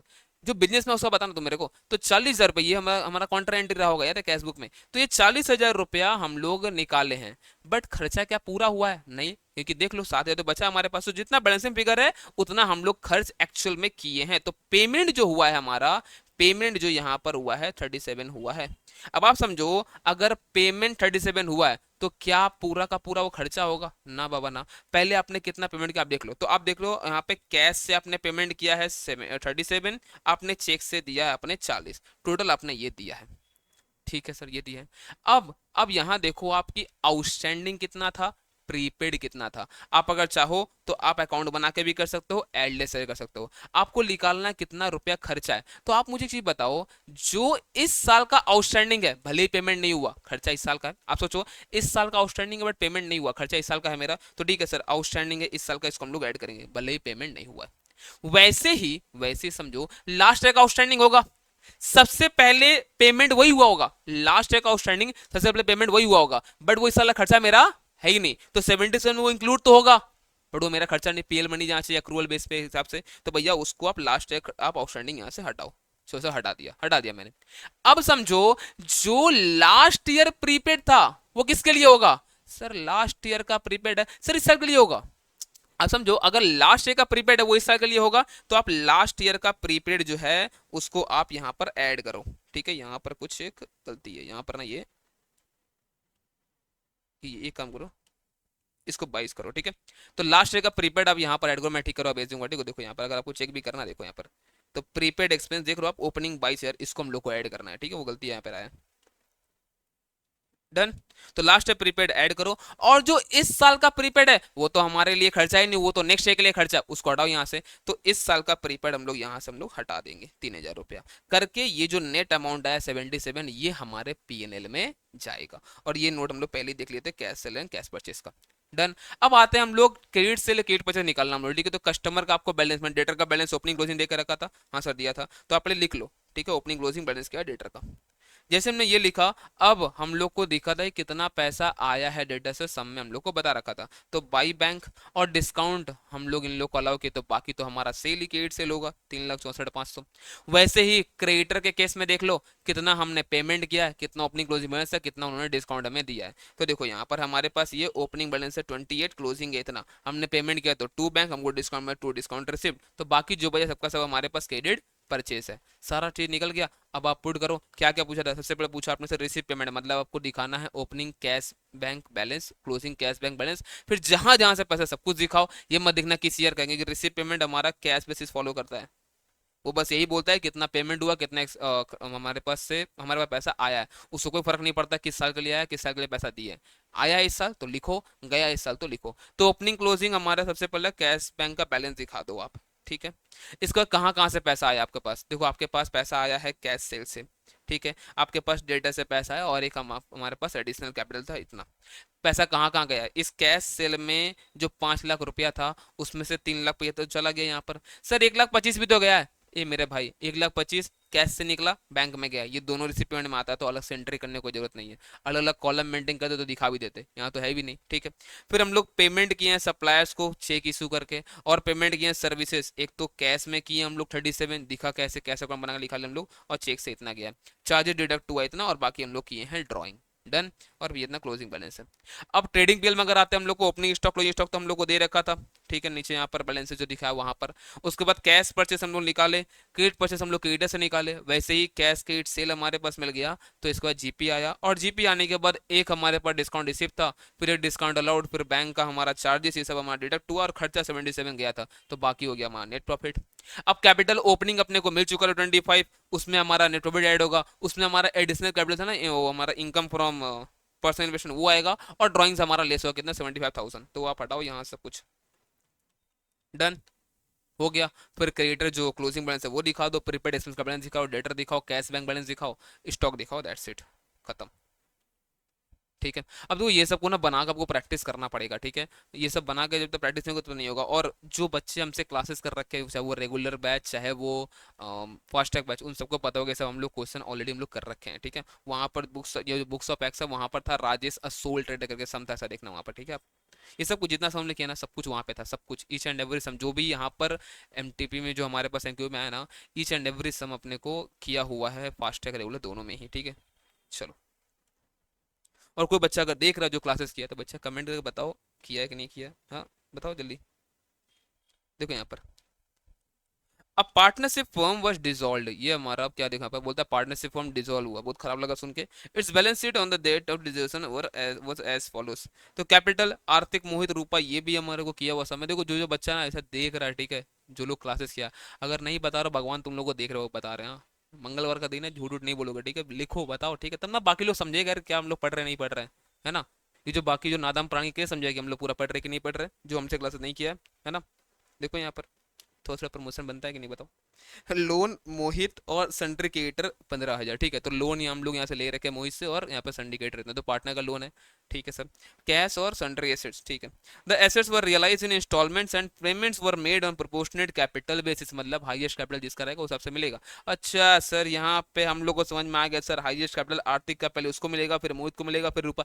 ना बाबा ना, ऐसे ना, ऐसे नहीं निकालते हैं हम लोग। चेक करेंगे, देख के तो यही लग रहा है कि आर्थिक बहुत ज्यादा पैसा लगाया है, देख के लग रहा है मोहित उसको ज्यादा पैसा लगा, फिर रूपा सबसे कम पैसा लगाई है, ठीक है, ऐसा देख के लग रहा है। बट जरूरी नहीं कि जो दिख रहा है वैसा हो, आगे बढ़ेंगे तो बात करेंगे इसके ऊपर, ठीक है हम लोग। Okay okay sir. केटर को पेड के 14,500 फुल सेटलमेंट, मतलब 500 रुपये का डिस्काउंट आ गया अपने को, बढ़िया बात है। Of the account expenses, expenses of relation जो हम लोग को पास हुआ है वो एस्टिमेट किया 2700 रुपये। तो पहले हमारे पास देखो कैश कितना था, 5,400। सबसे पहले काम का 2700 रुपये हटा दो, हम लोग लग रहा है ऐसा खर्चा होगा इतना, बट एक्चुअल में ज्यादा या कमी तो एस्टिमेटेड है ना, एक्चुअल में ज्यादा या कम तो हो सकता है, ठीक है ना। और बढ़ते हैं।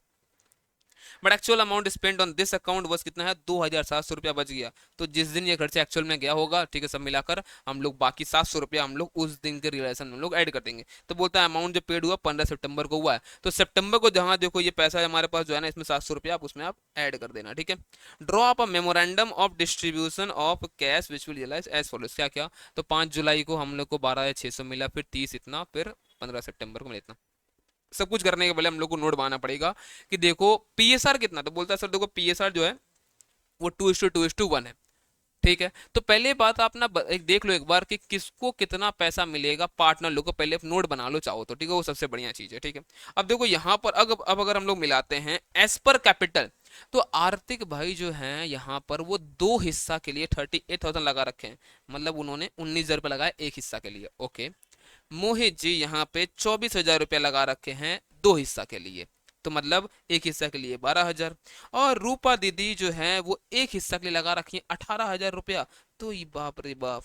अब समय हमारा सबसे बड़ा सियाना इसमें कौन था, मोहित जी। तो यहाँ मोहित जी कितना 24,000 लगाए दो हिस्से के लिए भाई। तो ठीक है, आपको दिख रहा सबसे ज्यादा पैसा कौन लगाया, आर्थिक, सबसे पहले उसी को मिलेगा। फिर उसके बाद रूपा वाला पैसा दिया जाएगा, फिर जब बराबर आएगा सबको बांटेंगे। सर कैसे कैसे करना सर बताइए ना एक बार। अब देखो तुम लोग बोलो और मैं ना बताऊं, ऐसा कभी जिंदगी में हुआ, बताओ ऐसा कोई जिंदगी में हुआ। चलो आओ तारों के सर में दिखा दे सब कुछ हम लोग अभी एक बार। आ जाओ पहले वर्किंग नोट में एक बार आओ, हाँ, देखो सबसे पहले लिखेंगे हम लोग यहाँ पर कैपिटल। अब कैपिटल में हो सकता है आगे चल के रिजर्व्स आए, पीएनएल का बैलेंस, सब कुछ करने के बाद बात करना है, ठीक है ना। तो 38, 24 और 18 सबसे पहले चेक करो आप पीएसआर कितना है। सर पीएसआर है 2:2:1। तो अब आप एक काम करो सबका निकालो, इसको बोलते हैं हम लोग बेस कैपिटल, ठीक है। Base capital is share. अब एक चीज समझना, सबसे कम किसका, वो देखो सबसे कम है मोहित का। तो अगर मोहित जो है अगर 12,000 लगाए, सब कोई बाकी आर्थिक और रूपा भी उसी हिसाब से अगर पैसा लाता तो कितना क्या होता। तो भाई आर्थिक लाता कितना 24,000 रुपया, मोहित तो 24 ही होता, और रूपा का होता सिर्फ 12,000 रुपया, अगर इसी बेस से पैसा आता तो 2:2:1 में। हाँ सर। आप देखो एक्सेस कितना किसका है। तो आर्थिक लगाया 38, और उसका होना चाहिए बेस कैपिटल जो मिनिमम कैपिटल है किसी पर्टिकुलर पार्टनर का, उसके हिसाब से बेस कैपिटल जो निकला हमारे पास वो 24,000 आ रहा है। तो 24 जो आ रहा है तो उसका एक्सेस है 14,000 रुपया। और अगर आप इसका देखो रूपा का, तो उसका एक्सेस आ रहा है 6, इसका एक्सेस आएगा नहीं कि उसी के बेस से निकाला गया है, सबसे कम तो उसी का था। अब क्या होगा देखो, अभी भी ये एक्सेस जो पीएसआर में नहीं है, कि पीएसआर क्या इन लोग के बीच 2:1 है ना, इन लोग के बीच 2:1। हाँ सर। अभी भी ये नहीं है कि इसका दो हिस्सा के लिए एक्सेस है 7,000, इसका एक हिस्सा से के लिए एक्सेस है इसका 6,000, है ना। ठीक है सर। अब आओ चेक करते हैं, तो ये 7 और 6, तो फिर से सबसे कम किसका है? 6। अगर इसी बेस पे दोनों का एक्सेस अगर बराबर होता तो कितना होता? 6:2, ये 12,000 और यहाँ पर ये 1। तो इसका मतलब यहाँ पर ये आया 2,000। तो इसका मतलब ये देखो, यहाँ पे पढ़ो, फर्स्ट इंस्टॉलमेंट अप टू ₹2,000 जितना भी आएगा सबसे पहले जाएगा आर्थिक को। एक बार आर्थिक का पेमेंट हो गया तो 12 + 6 18,000 रुपया इन दोनों को मिलेगा 2:1 में। एक बार इन लोग का एक्सेस पेमेंट, देखो सबका एक्सेस पेमेंट हो गया अगर, अब जो भी आएगा सबका सब पीएस, सब अपने एक्सेस से निकाल लिया ना, अब सबका आ गया पीएस सर। अब जो भी पैसा आया, 5 रुपये भी अगर आ रहा है तो 221 सब ऐसे ही बैठेगा। बिल्कुल क्लियर है? Yes sir. चलो देखते हैं हम लोग। सबसे पहले बनाएंगे हम लोग यहाँ पर शेड्यूल की ध्यान। सबसे पहले हमारा दिखाता है बैलेंसेस, फिर आउटसाइडर का पेमेंट, फिर उसके बाद पार्टनर से कोई लोन, और फिर पार्टनर कैपिटल। तो ये सब जितना हुआ ये सब हमारे पार्टनर्स कैपिटल में हम लोग जो किए ना, ये सब ये पार्टनर कैपिटल के लिए था। एक चीज समझना, अगर पार्टनर अगर लोन दिया है फॉर्म को तो उसका अलग से ट्रीटमेंट होगा। लेकिन है ना, अगर वो लोन लिया है, अगर वो लोन लिया है तो उसके कैपिटल से आप यहीं पे घटा देना, फिर करना पूरा कैलकुलेशन। ठीक है ना? चलो इसके बारे में जरा हम देखना है, Q&A कंपाइलर जो हम लोग कर रखे हैं सॉल्यूशन Q&A मैथन में, जाकर वहां देख लो आप। ठीक है, मैं सब कुछ का डिस्क्रिप्शन में लिंक में दिलवा दूंगा। ठीक है, चलो। तो ओपनिंग बैलेंस देखो हमारे पास 5,400 था, क्रिएटर 15 था, और मोहित का लोन था 5, और बाकी इन लोगों का कैपिटल बैलेंसेस था। ठीक है, अब सबसे पहला काम क्या होगा, हम लोग को एक्सपेंसेस के लिए पैसा हटाना है। हटा दो हटा दो हटा दो। अब बचा कितना हमारे पास? बचा 2,700 रुपया। सबसे पहले देना किसको है? क्रिएटर को। सर 15 देना है, क्या करे सर? नहीं है, अरे भाई जितना वो तो दे पहले कम से कम। ठीक है, उतना दे दिए। अब बचा 12,300, बट 12,300 पूरा देना नहीं है, अब देना तो खाली उसको 11,800 है, वो 500 डिस्काउंट दिया था बोला है। ठीक है, बढ़िया बात है। तो समझो अब आया नेक्स्ट 12,600 में से 11,800 इसको दो, और बाकी 500 आप डिस्काउंट बुक कर लो। अभी भी आपके पास देखो 12,600 माइनस 11,800, 800 बचा है। तो अब पार्टनर से दे रहे क्या? नहीं नहीं, मोहित का लोन बचा अभी भी ना, तो मोहित का लोन पहले क्लियर करो। ठीक है, अब मोहित का लोन 4200 है, बाकी लोगों का पार्टनर का कैपिटल पूरा पैसा बचा हुआ है। अब जो नेक्स्ट जो पैसा आया हमारे पास, जो आप देखो अगर यहाँ पर, अब जो नेक्स्ट हमारा पैसा जो है वो आया 30,000 रुपया, है ना? उसका फिर 40 में 700 हम लोग ऐड भी करेंगे लास्ट में। ठीक है, तो नेक्स्ट जो पैसा हुआ है 30। तो देखो यहाँ पर जो 30 अब हमारे पास आया, तो मोहित का लोन पहले पूरा क्लियर करो। एक बार मोहित का लोन क्लियर हो गया, अब आ गया पार्टनर्स का कैपिटल का पैसा देने का बारी। तो वहां पे क्या ऑर्डर डिसाइड हुआ था? सबसे पहले 2 देना आर्थिक को, दे दिए हम लोग। फिर 18 देना आर्थिक और रूपा को इन द रेशियो 2:1, मतलब 12 और 6। और फिर जितना बचेगा सबका सब 2:2:1। अब जो भी पैसा आ रहा बिजनेस, मतलब हम लोगों को एसेट बेच के, सबका 2:2:1। तो 40 था, 700 हम लोग का पैसा बचा, वो एक्सपेंस वाला। 40 700 बांटो 2:2:1 में सब कुछ। अब क्लियर है? ठीक है, चलो बढ़ते आगे। नेक्स्ट ये फॉरेन ब्रांच का सम। ठीक है, देखो क्या है। SS Textile Limited have a branch in Auckland, New Zealand. The trial balance of the branch as on 31st March 2023 was as given below. Head office account है, सेल्स है, goods receive from HO, opening stock, office furniture, cash, bank expense, outstanding salaries, सब कुछ वो देख रहे हैं trial में जितना आइटम्स हमारा होता है। ठीक है सर।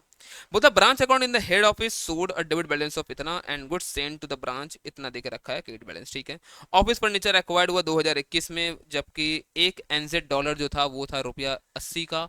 एक्सचेंज रेट NZ $1 का जनवरी 2023 का हो गया था, 1 जनवरी 2023 का 88, दिसंबर मतलब एंड का हो गया 92, तो एवरेज हो गया 90। The stock at branch on 31 दिसंबर, ये जो है वैल्यू हुआ है $9,000 पे। क्या पूछता हम लोग से? बोलता सबसे पहले काम करो, आप कन्वर्ट कर दो ट्रायल बैलेंस इनटू रुपीस, उसके बाद प्रिपेयर करो branch trading profit and loss account. ठीक है, सब कुछ तो हो जाएगा, और फर्नीचर पर 10% डेप्सन चार्ज का, ये सब कुछ कर देंगे हम लोग। कन्वर्ट कैसे करें? कन्वर्ट करना है ना, कन्वर्ट कैसे होगा? देखो ध्यान से देखो, कन्वर्ट जो होगा वो AS11 के रूल के हिसाब से होगा, वो AS11 के रूल के हिसाब से होगा। ठीक, कन्वर्ट कैसे होगा ध्यान देना यहाँ पर। ठीक है, 2 मेथड होता है। ठीक है, मैं अभी उसे इग्नोर कर रहा हूँ, जब AS11 जब आप रिवीजन करोगे वहाँ पढ़ा दूंगा, चाहिए अगर AS मैथ में अपलोडेड है जाकर देख लो वहाँ पर। ठीक है, चलो अभी ध्यान से देखो ब्रांच में इसमें क्या क्या होगा। अब एक चीज़ समझना है यहाँ पर, हम लोग क्या बोलते हैं, ध्यान से देखो। हमारे पास ट्रायल बैलेंस में क्या क्या दिखेगा? देखो एक तो दिखेगा हेड ऑफिस का अकाउंट, और दिखेगा गुड सेंट, ये लिखा होगा। उसके बाद हम लोगों को दिखा होगा यहाँ पर इनकम एंड एक्सपेंसेस जितना भी तरह का है। फिर दिखा होगा हम लोगों को एसेट्स एंड लाइबिलिटीज। ठीक है, जो head office and goods and service, जो हमारा गुड्स एंड है ना, उसके केस में ध्यान रखना, हम लोग कोई रेट अप्लाई नहीं करते, हमारे को एक्चुअल डेटा सम में दिया रहता है, उसको हम लोग यूज कर लेते हैं।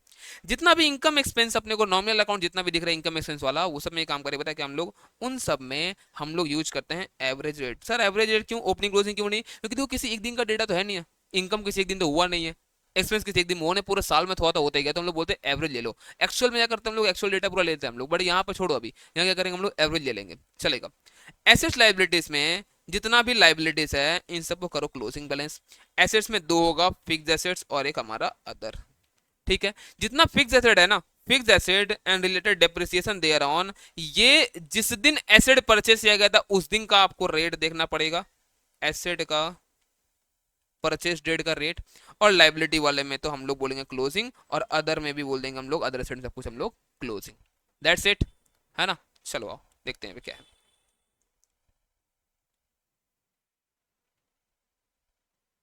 देखो, तो देखो हेड ऑफिस अकाउंट, तो हेड ऑफिस अकाउंट हम लोग क्या करें सर, यहाँ एक्चुअल डेटा दिया होगा, हम लोग देख लेंगे, तो देखो दिया ही हुआ था यहाँ पर, ठीक है। एक्चुअल डेटा कितना है, 13,20,000, हम लोग कन्वर्ट नहीं करना हम लोग को इसको। फिर सेल्स, सेल्स कौन सा अकाउंट है, तो सर एक्सपेंस इनकम में आ गया, इनकम में, तो फिर तो यहाँ पर लेना है एवरेज, जो एवरेज रेट हमारा यहाँ पर 90। Goods from HO, goods from HO इसका भी एक्चुअल डेट अपने को दिया होगा, कितना है वो, 80 लाख रुपया, वही लिखना हम लोग को, ये 90 पे कन्वर्ट होगा। ओपनिंग स्टॉक, ये हमारा ओपनिंग स्टॉक है, तो ये ओपनिंग डेट लास्ट है, क्लोजिंग स्टॉक होगा करंट एसेट्स, उसको लाएंगे हम लोग, तो वो फिर हमारा मतलब ओपनिंग डेट ले लो यहाँ पर, तो ओपनिंग रेट कितना था, 90 था आई थिंक, 88 था आई थिंक, देखते ना एक बार, ओपनिंग रेट हाँ 88 था, 1 जनवरी 23, ठीक है। ऑफिस फर्नीचर, अब फिक्स रेट है, ये पीपीई के अंडर आता है, तो इसका परचेज डेट का रेट चाहिए होगा, तो बोलते हैं क्या, देखो ऑफिस फर्नीचर लिया गया था 2021 में, उस समय रेट था 80 रुपये, तो वही लेना पड़ेगा, ठीक है हम लोग को, और इस पर डेप्सन भी वही वही रेट पे चार्ज होगा, ठीक है। फिर कैश और बैंक, ये सब हमारा करंट एसेट्स है, तो ये सब कुछ क्या होगा, क्लोजिंग, क्लोजिंग मतलब 92, ठीक है। एक्सपेंस आउटस्टैंडिंग, ये भी हमारा लाइबिलिटी 92, सैलरीज एक्सपेंस है तो 90, टैक्सेस इंश्योरेंस एक्सपेंस है तो 90, रेंट हमारा 90, डेटर्स हमारा क्लोजिंग एसेट में आएगा, तो ये 92, डन, यही है ना। तो सबसे पहला काम करो कन्वर्ट, जब कन्वर्ट करो हो सकता है आपका बैलेंस, जो बैलेंसेस है वो मिले ना, तो जो भी बैलेंस नहीं मिलेगा वो हम लोग डेबिट क्रेडिट जो भी आएगा हमारा, वो एक्सचेंज लॉस या एक्सचेंज गेन होगा, और वो पीएल में राइट ऑफ उसको हम लोग कर देंगे, ठीक है। और चलो मिलाते हैं इसको हम लोग अब, देखो, तो एचओ वाला में तो हम लोगों को डायरेक्ट दिया था, वो लिख लेंगे। सेल्स में 90 पे कन्वर्ट होकर हम लोग को करना पड़ेगा यहाँ पर। गुड्स और एचओ में एक्चुअल डेटा था, वो लिखेंगे हम लोग। स्टॉक ओपनिंग डेट में है, तो ओपनिंग रेट हम लोग लेना पड़ेगा, लास्ट ईयर क्लोजिंग था, लास्ट ईयर क्लोजिंग इस साल का ओपनिंग, ठीक है। ऑफिस फर्नीचर 80 में लेना पड़ेगा हम लोग को। फिर कैश और बैंक सब कुछ क्लोजिंग में आएगा। एक्सपेंस आउटस्टैंडिंग लाइबिलिटी है, क्लोजिंग में आएगा। सैलरीज हमारा खर्चा है, तो ये 90, टैक्सेस इंश्योरेंस 90, रेंट भी खर्चा है तो 90, और उसके बाद डेटर्स हमारा क्लोजिंग हो जाए इतना। इन सबके बाद हम लोग दिख रहा है डिफरेंस इन एक्सचेंज, और वो भी हमारा आ रहा है डेबिट साइड में, मतलब अपने को ये एक्सचेंज लॉस हो चुका है, जाएगा पीएल के डेबिट में, ठीक है, वहाँ दिखाना हम लोग को। ओके, अब क्लोजिंग स्टॉक हमारे पास कितना, क्लोजिंग स्टॉक 92 आया है, तो मतलब 92 कर कन्वर्ट करना पड़ेगा हम लोग को, क्लोजिंग है वो 8,28,000 रुपया, ये हम लोग ट्रेडिंग के बाई में दिखाएंगे, और हम लोग दिखा देंगे हम लोग एसेट्स में भी, करंट एसेट्स में, ठीक है ना। चलो आप पढ़ते हैं। तो Auckland branch trading and total loss account, तो to opening stock goods from मैचो। अब देखो एक बार सुनो, एक बार ये आ गया ना, इससे चिंदी और क्या होगा, एक बार आपने निकाल लिया, अब आपको नॉर्मल ट्रेडिंग प्ले बनाना जो बचपन से बना रहा हो, पता क्लास 11 से बना रहा हो सब चीज, तो अब पता यहाँ दिक्कत होगा नहीं, यही भूल सकते हैं हम लोग कि किस डेट पे कौन सा रेट लेना, मतलब कहाँ कहाँ पे, ये गलती हो सकता है हम में से। एक बार ये अगर हो गया, इसमें क्या ही है बताओ ना, ये तो बचपन से कर रहे, घंटा गलती होगा अपने से सब चीज ना, है ना। एक्सचेंज का देखो लॉस एक आया होगा यहाँ पर, डन। और डेप्सन, डेप्सन जो कितना होगा सुनो, डेप्सन कितना होगा, डेप्सन बोला 10%, ध्यान देना, ठीक है। डेप्सन बोला यहाँ पर 10% बोला ना, ओके सर, तो 10% यहाँ पे फर्नीचर कितना, 20,000, तो 2,000 होगा, 2,000 का डेप्सन होगा, और उससे भी रेट कौन सा होगा, वो 80 रुपये ही होगा, इंटू 80, 1,60,000 रुपये डेप्सन हुआ होगा, देखो यहाँ पर, है ना, बूझा। बाकी बैलेंस शीट बना देंगे हम लोग, ठीक है। तो यहाँ पर जो भी गलती अपने से हो सकता है, ठीक है, यहाँ बैलेंस शीट बोला था कि ब्रांच अकाउंट बोला था, यहाँ पर क्या मांगा था, ठीक है, ब्रांच अकाउंट बोला था, बैलेंस शीट नहीं मांगा, ठीक है, ब्रांच अकाउंट बना देंगे हम लोग, ठीक है। That's it. चलो नेक्स्ट, अब हमारा ये आया है इंश्योरेंस क्लेम से, जो हमारा ये था ना हम लोग का, जो आग लग गया उसमें, और उसके बाद जो कंसिक्वेशनल लॉस जो होता है, लॉस ऑफ प्रॉफिट, उसके बारे में पूछा है पर, ठीक है, देखते क्या क्या। अब fire occurred on 15 March 2024 in the premises of omega limited, वो था loss of profit policy was taken by omega limited पर 80 ईयर, तो पॉलिसी अमाउंट कितना हो गया अपने पास, पॉलिसी अमाउंट है 80,000 रुपया। द इंडेमनिटी पीरियड जो था अपने पास 3 महीने का था। Net profit for the year ended 31 दिसंबर 23, तो लास्ट ईयर का एनपी मिल गया 26। स्टैंडिंग चार्जेस हम लोगों को मिल गया, जो बोलता है ऑल इंश्योर्ड, तो इंश्योर्ड स्टैंडिंग चार्जेस मिल गया, नेट प्रॉफिट मिल गया, ठीक है, जो बोलता है 14,600। तो हम लोग क्या बोलते हैं, जीपी रेट निकालते हैं हम लोग यहाँ पर ना, NP of last year 56,000, plus insured standing charges plus last year का सेल इनटू 100, इससे जीपी रेट हमारा यहाँ पर आ जाएगा। ठीक है, okay sir. Determine the insurance claim for the following details available from the quarterly sales tax return. तो ठीक है, लोग मान लो सेल टैक्स अभी आप समझ लो, आप जीएसटी का रिटर्न जो मिला होगा उससे निकाला है। अब देख रहे हैं कि 21, 22, 23, 24, भाई साहब देखो आपको चाहिए होता डेटा बस इन 2 साल का, जिस साल मांग लगा उससे 1 साल पहले का 2 साल चाहिए। ठीक है, वो भी पूरा नहीं चाहिए होता है, जिस पीरियड का चाहिए वो हम लोग को दे दो। ठीक है, तो बहुत बार सब में हम लोग को बता ही देता है कौन कौन सा है, बट यहाँ देखो बताया नहीं, यहाँ हम लोग खुद से निकालना पड़ता है। सबसे बड़ा बात तो ये है। ठीक है, यहाँ पर डिस्टर्ब हुआ है जब ने पीरियड हम लोग खुद से निकालना पड़ता है, पहला बात ये है।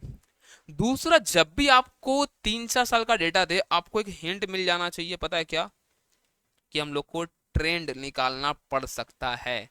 अपवर्ड डाउनवर्ड कोई भी ट्रेंड हम लोग को दिख सकता है। आप अगर नॉर्मली देखो देखो बाकी बात तो बाद में करेंगे। आप देखो 21 में सेल कितना है, 1,36,000 टोटल। अच्छा ये लास्ट है, आप टोटल करो इसका, ये तो मतलब 4 क्वार्टर का हो गया। 1,20,000 प्लस 80 प्लस 1,00,000 प्लस 1,36,000, पूरे साल का देखो तो 4,36,000। अब आओ 22 का चेक करते हैं, 1,30,000 और 90, 2,20,000, फिर 1,10,000, फिर 1,50,000, ये आ रहा 4,80,000। आपको दिख रहा है यहाँ पर इंक्रीज हुआ है, 4,80,000 हुआ है 4,36 से, मतलब 44,000 इंक्रीज हुआ है। लगभग लगभग 10% का इंक्रीज आपको दिख रहा है यहाँ पर। ठीक है, और 23 में आ जाओ। 23 में देखते हैं 1,42, फिर 1,00,000, 1,20,000, 1,66,000, यार अब 5,28,000 आपको दिख रहा है, फिर से एक बार बढ़ गया कुछ अमाउंट। चेक कर लेते हैं एक बार, 142, 1,00,000, 1,20,000, 166, यस 5,28,000 रुपया। तो ये बढ़ता हुआ दिख तो रहा हम लोग को इस तरह से। अगर सम में ट्रेंड बताया तो बढ़िया, वरना पता है करते हम लोग जो भी हमारा नॉन अफेक्टेड ईयर्स था। अब देखो यहाँ पर ये जो है ना, ये अफेक्टेड ईयर है, इसका बात छोड़ दो, इसमें तो सेल ऑब्वियस बात है गिरेगा ना, अफेक्टेड ईयर है, यहाँ पे आग लगा और बिजनेस हमारा बंद हुआ था। लेकिन जो नॉन अफेक्टेड ईयर्स है वहां से मिला लेते हैं हम लोग कितना हमारा ग्रोथ है। ठीक है, तो अगर देखते हैं सम में आगे कुछ ग्रोथ बताता है तो बढ़िया, वरना इससे निकालेंगे हम लोग। सेल फ्रॉम 16,3 टू इतना, ये सब क्यों दिया ना, ये कुछ समझ में हम लोग को फिलहाल नहीं आ रहा। अभी मैं बताऊंगा क्यों यहाँ पर दे के रखा है। ठीक है ना, मेरे को समझ में आ रहा है अभी ना, आपको समझ में आ रहा है, छोड़ दो, इग्नोर करो इसको अभी। ठीक है, अब तो ग्रोथ का बात कहीं नहीं बता, तो हम लोग एक काम, सबसे पहला काम पता करेंगे हम लोग ग्रोथ यहीं से निकाल लेंगे। ठीक है, अब देखो 4,36 से 4,80 हुआ, तो ग्रोथ आप कैसे निकालोगे, तो सर 4,80 हो गया है फ्रॉम 4,36 अपॉन कितना हमारे पास था पहले 4,36, इससे ही ना ग्रो हुआ है इस साल का। कितना परसेंट आ रहा, 4,80 माइनस 4,36, 44,000 डिवाइड बाई 436, परसेंटेज आ रहा 10.09%।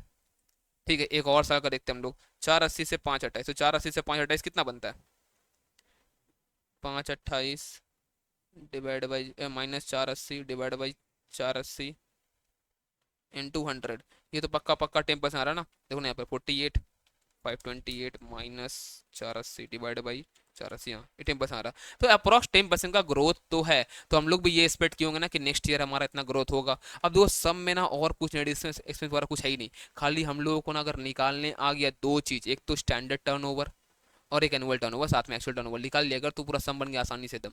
ठीक है, तो उसी के बारे में बात करते हैं, फिर समझ में आएगा ये डेटा यहाँ पर क्यों ऐसे देके रखा है। और वापस से पढ़ते हैं कब आग लगा है और कितना दिन तक बिजनेस बंद रहा। तो देखो आग लगा है 15 मार्च 2024 को, और 3 महीने तक बिजनेस बंद रहा है। ठीक है, और सॉल्व करते हैं इसको एक बार। देखो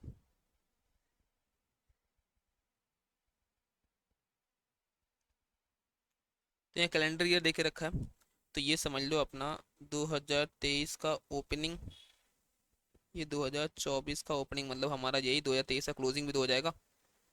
ठीक है, और अपने को यहाँ पर क्वार्टरली सेल्स देके रखा है। ठीक है, क्वार्टरली देके रखा मतलब यहाँ पर 4 क्वार्टर होगा, एक क्वार्टर 3 महीने का।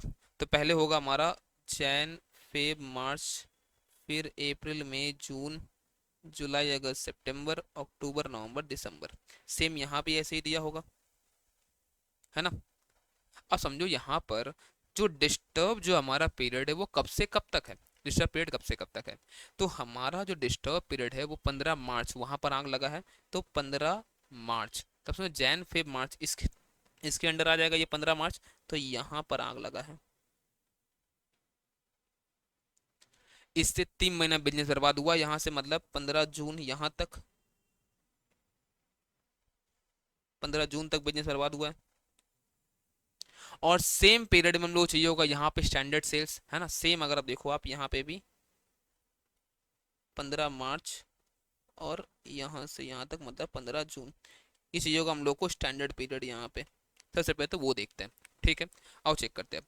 तो यहाँ पे जो एक्चुअल जो सेल हम लोग को दे के रखा है वो जनवरी 1 से मार्च 31 तक दिया है 1,30,000। अब देखो जो 1,30,000 जो दिया, ध्यान से देखना है पर एक बार आप, अब गलती नहीं होनी चाहिए यहाँ पे, देखो कुछ भी।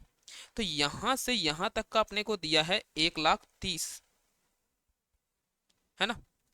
हम लोग को इस क्वार्टर का खाली हम लोग को ये पीरियड चाहिए, बस ये पीरियड इसका बता दो हम लोग को, और बाकी हम लोग यहाँ से यहाँ तक का ले लेंगे, यही है ना। ओके ठीक है सर, तो क्या क्या बताया। तो अब देखो हम लोग को ना नीचे यहाँ देखो बताया, सेल फ्रॉम 16/3/24, यहाँ देखो, ये देखो, ये रहा 16/3/24 से 31/3, बोलता कुछ हुआ ही नहीं है सेल। अच्छा अच्छा अच्छा, इसका मतलब जो ये बोल रहा था ना कि जो फर्स्ट क्वार्टर में 1,30,000 हुआ, जैन फेब मार्च में, वो 15 मार्च तक हो गया था पूरा, आग लगने पहले तक। तो भैया यहाँ पे तो हो चुका है सेल जीरो, यहाँ पर सेल हुआ है जीरो। ओके ठीक है ठीक है ठीक है। अब देखो दूसरा, दूसरा इससे इस क्वार्टर से यहाँ तक कितना हुआ 40। ओके, तो यहाँ से यहाँ तक का, यहाँ से यहाँ तक का जो टोटल सेल है वो है 40। क्या हम लोग को टोटल चाहिए कि हम लोग को बस यहाँ तक चाहिए, हम लोग खाली यहाँ तक चाहिए। ठीक है, तो कैसे निकलेगा, आप ये देखो ध्यान से देखो, यहाँ पर यहाँ पे आपको सेल दिया है 16/6 से 36 दे के रखा है, कितना 6,000 रुपया। तो इसका मतलब यहाँ से यहाँ तक का है 6,000 रुपया। तो अपना पीरियड कितना होगा जो हम लोग को यहाँ से यहाँ तक चाहिए, तो 40 माइनस 6 कर दो 34। तो एक्चुअल में जो सेल हुआ है उस 3 महीना में वो सिर्फ और सिर्फ 34,000 ही हुआ, और कुछ हुआ ही नहीं सेल। ये हुआ एक्चुअल सेल, यहाँ पर ध्यान में आया, समझ में आया क्या ये चीज। ओके सर समझ में आ गया। चलो अब यहाँ देखते हैं, यहाँ आ जाओ। अब सेम चीज हमने यहाँ भी चाहिए, तो अपने को यहाँ से यहाँ तक का सेल तो दिया होगा क्वार्टरली सेल्स रिटर्न में, है ना। वो दिया हुआ है कितना, 1,42,000, 2023 में कितना दिया हुआ, 1,42,000 रुपया। तो ठीक है, अपने को पूरा पूरा 1,42 नहीं चाहिए भाई, अपने को पूरा ये नहीं चाहिए, है ना। अपने को चाहिए खाली इस पीरियड का, यहाँ बता कितना है, यहाँ बता खाली कितना है। तो ठीक है, बताता है यहाँ पे कितना, कहाँ गया, यहाँ का बताता है कि देखो 16/3 से 31 दिन जो है वो है 28,000 रुपया। ओके देख लो 28, ये रुको ये हटा दूं मैं तब दिखेगा। ठीक है, ये 28,000 रुपया है ना। ओके ठीक है समझ में आ गया। तो मतलब यहाँ से यहाँ तक जो हुआ था सेल वो हुआ था 28,000। अब चाहिए हम लोग को यहाँ से यहाँ तक का, बट ये बताएगा पूरा क्वार्टर का। तो पूरा क्वार्टर का बता भाई, तू पहले बता पूरा क्वार्टर कितना है। तो बोलता है पूरा क्वार्टर का तो 1,00,000 है। ओके, तो पूरा क्वार्टर का समझो, अगर आपकी पूरा क्वार्टर, अगर पूरा क्वार्टर 1,00,000 अगर है, तो इतना का हटा दो, तो मिल जाएगा ना हमारे पीरियड का जो हम लोग चाहिए। हाँ सर मिल जाएगा। तो देखो इसका डिटेल भी आपको यहाँ पर दिया है, 16/6/23 से 30/6/24,000। ओके, तो इसका मतलब इस पीरियड का जो है वो है 24,000, इस पीरियड 24,000 है। तो यहाँ से यहाँ कितना होगा, यहाँ से यहाँ 1,00,000 माइनस 24, ये होगा +76। मतलब स्टैंडर्ड पीरियड में जो सेल है वो 28 +76, वो है 1,04,000 रुपया। इस पे 10% का ग्रोथ हम लोग एक्सपेक्ट कर रहे थे, 1,14,400 रुपया, 1,14,400 रुपया माइनस एक्चुअल सेल 34,000। तो ये हो गया हमारा यहाँ पर शॉर्ट सेल। तो ये है शॉर्ट सेल। इस पे जीपी परसेंटेज निकाल दो तो हमारा आ जाएगा कितना, हमारा यहाँ पर लॉस हुआ प्रोडक्ट। फिर लिखेंगे क्लेम के लिए एनुअल टर्नओवर निकालना पड़ेगा, फिर उसमें 10% एडजस्ट भी करना पड़ेगा, देखा जाएगा उसमें। ठीक है, फिलहाल ये तो निकालते हैं हम लोग। तो देखो यहाँ पर, अब यहाँ पर हमारे पास जीपी लास्ट ईयर का प्लस इंश्योर्ड स्टैंडिंग कितना होता है 56,000 प्लस 49,600, टोटल आ रहा है 1,05,600। और लास्ट एक टोटल सेल कितना है 5,00,000, 2 23 है कितना 5,28,000 रुपया, 5,28,000 रुपया डिवाइड बाई 5,28,000, ये परसेंटेज आ रहा है 20%। तो short cell into 20% loss of profit हमारा फिलहाल निकल गया। पहले यहाँ तक हम लोग और चेक कर लेते हैं, ठीक है अपना। देखो सबसे पहले तो हम लोग दिखाते हैं ट्रेंड, ट्रेंड हमारे को दिख गया था सब कुछ करने के बाद कि ट्रेंड है यहाँ पर 10% है अप्रॉक्स, हम लोग को वही लेना है। ठीक है, फिर हम लोग एनुअल टर्नओवर का बात छोड़ो फिलहाल, अभी यहाँ आ जाओ शॉर्ट सेल कैसे निकलना हम लोग को। तो शॉर्ट सेल हम लोग देखना है स्टैंडर्ड टर्नओवर, स्टैंडर्ड टर्नओवर सब कुछ करने के बाद हमारे यहाँ पर 1,04,000 आया था, प्लस किए ट्रेंड तो ये 1,14,400, जिसमें से हम लोग का एक्चुअल जो घटा है वो खाली 34 है, तो 80,400 हो गए शॉर्ट सेल। और जीपी परसेंटेज 20% आ चुका था, इसमें कोई भी ट्रेंड नहीं था। तो शॉर्ट सेल कितना 80,400 इंटू 20%, ये हो गया हम लोगों का फिलहाल अभी तक का हम लोग का हो गया हमारा लॉस ऑफ प्रॉफिट। बट अब क्लेम कितना मिलेगा डिपेंड करता है, एनुअल टर्नओवर निकालना पड़ेगा, फिर 10% एडजस्ट करना पड़ेगा। अब आप बताओ मुझे एनुअल टर्नओवर का मतलब क्या होता है? एनुअल टर्नओवर का मतलब होता है जहां पर आग लगा, कहाँ आग लगा था? आग लगा था 15 मार्च को, वहां से जस्ट आपको एक साल पहले आपको देखना है, ये ना। वापस से करते देखो यहाँ पर।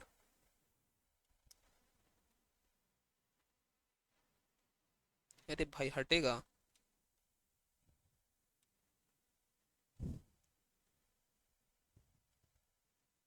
2024 का ओपनिंग, 2023 का ओपनिंग, 24 का क्लोजिंग, ठीक है। आग लगा यहाँ पर 15 मार्च को, है ना। तो उसको ठीक यहाँ से उसको लास्ट ईयर 16 मार्च यहाँ तक का चाहिए होगा। बोलो क्लियर है? हाँ सर। तो देखो 16 मार्च से 31 मार्च, ये कितना हुआ था ये आपको सम में दिया हुआ था। 16 मार्च से 31 मार्च जो हम लोग नीचे यूज भी किए थे, तो वो दिया था 28,000।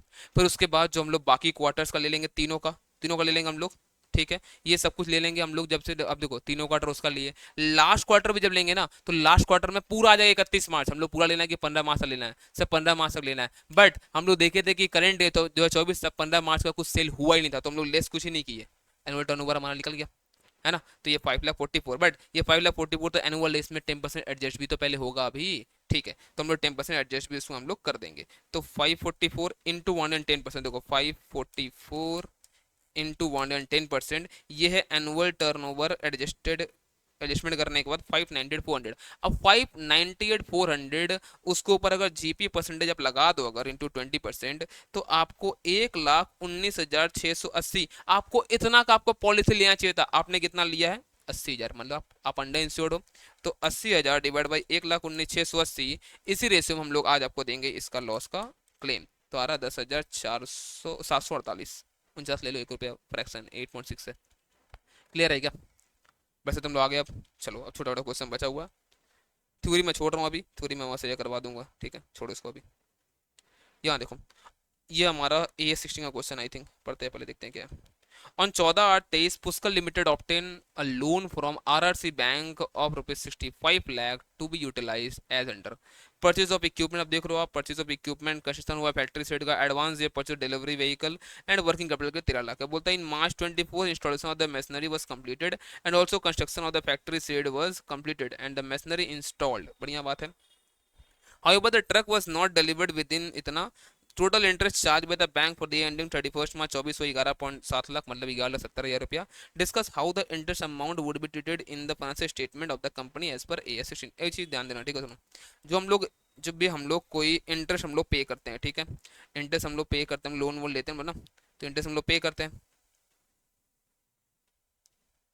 बट अब इंटरेस्ट ऑन लोन का फाइनेंशियल स्टेटमेंट में ट्रीटमेंट कैसे कैसे होता है, तो देखो यहाँ पर AS16 में बताता है कैसे कैसे आपको ट्रीटमेंट यहाँ पर करना है, ठीक है। तो क्या करना है, तो देखो हम यहाँ पे, हम लोग का दो तरह का यहाँ पर हो सकता है। एक एक तो हम लोग क्वालिफाइड एसेट के ऊपर हम लोग खर्च किए हैं, है ना, वो लोन का पैसा। और एक हमारा सब कुछ अदर, जो अदर है उसको आप एक्सपेंस मान के लेके जाओ आप PNL में। जो क्वालिफाइड एसेट्स पे गया, अब क्वालिफाइड एसेट का मतलब क्या होता है, छोड़ो अभी वो सब, ठीक है। अभी इतना समझो, क्वालिफाइड एसेट मतलब वो सब एसेट है कि जिसको हम लोग को रेडी करने में, मतलब रेडी पे यूज करने में मिनिमम 12 महीने लग जाता है। बट कभी कभी ऊपर या नीचे भी हम लोग ले सकते हैं, वो अलग बात है, ठीक है। 12 महीने मिनिमम हम लोग को लग जाता है, ऐसा समझो अभी आप, ठीक है। तो मतलब जिसको हम लोग बोलते हैं प्यार से अकाउंटेंसी का भाषा में यहाँ पर बोलते हैं हम लोग सब्सटेंशियल पीरियड ऑफ टाइम, ठीक है। बट इसमें डिटेल में जानना है तो वही फिर मैथन जाओ, देखो वहाँ पर, ठीक है।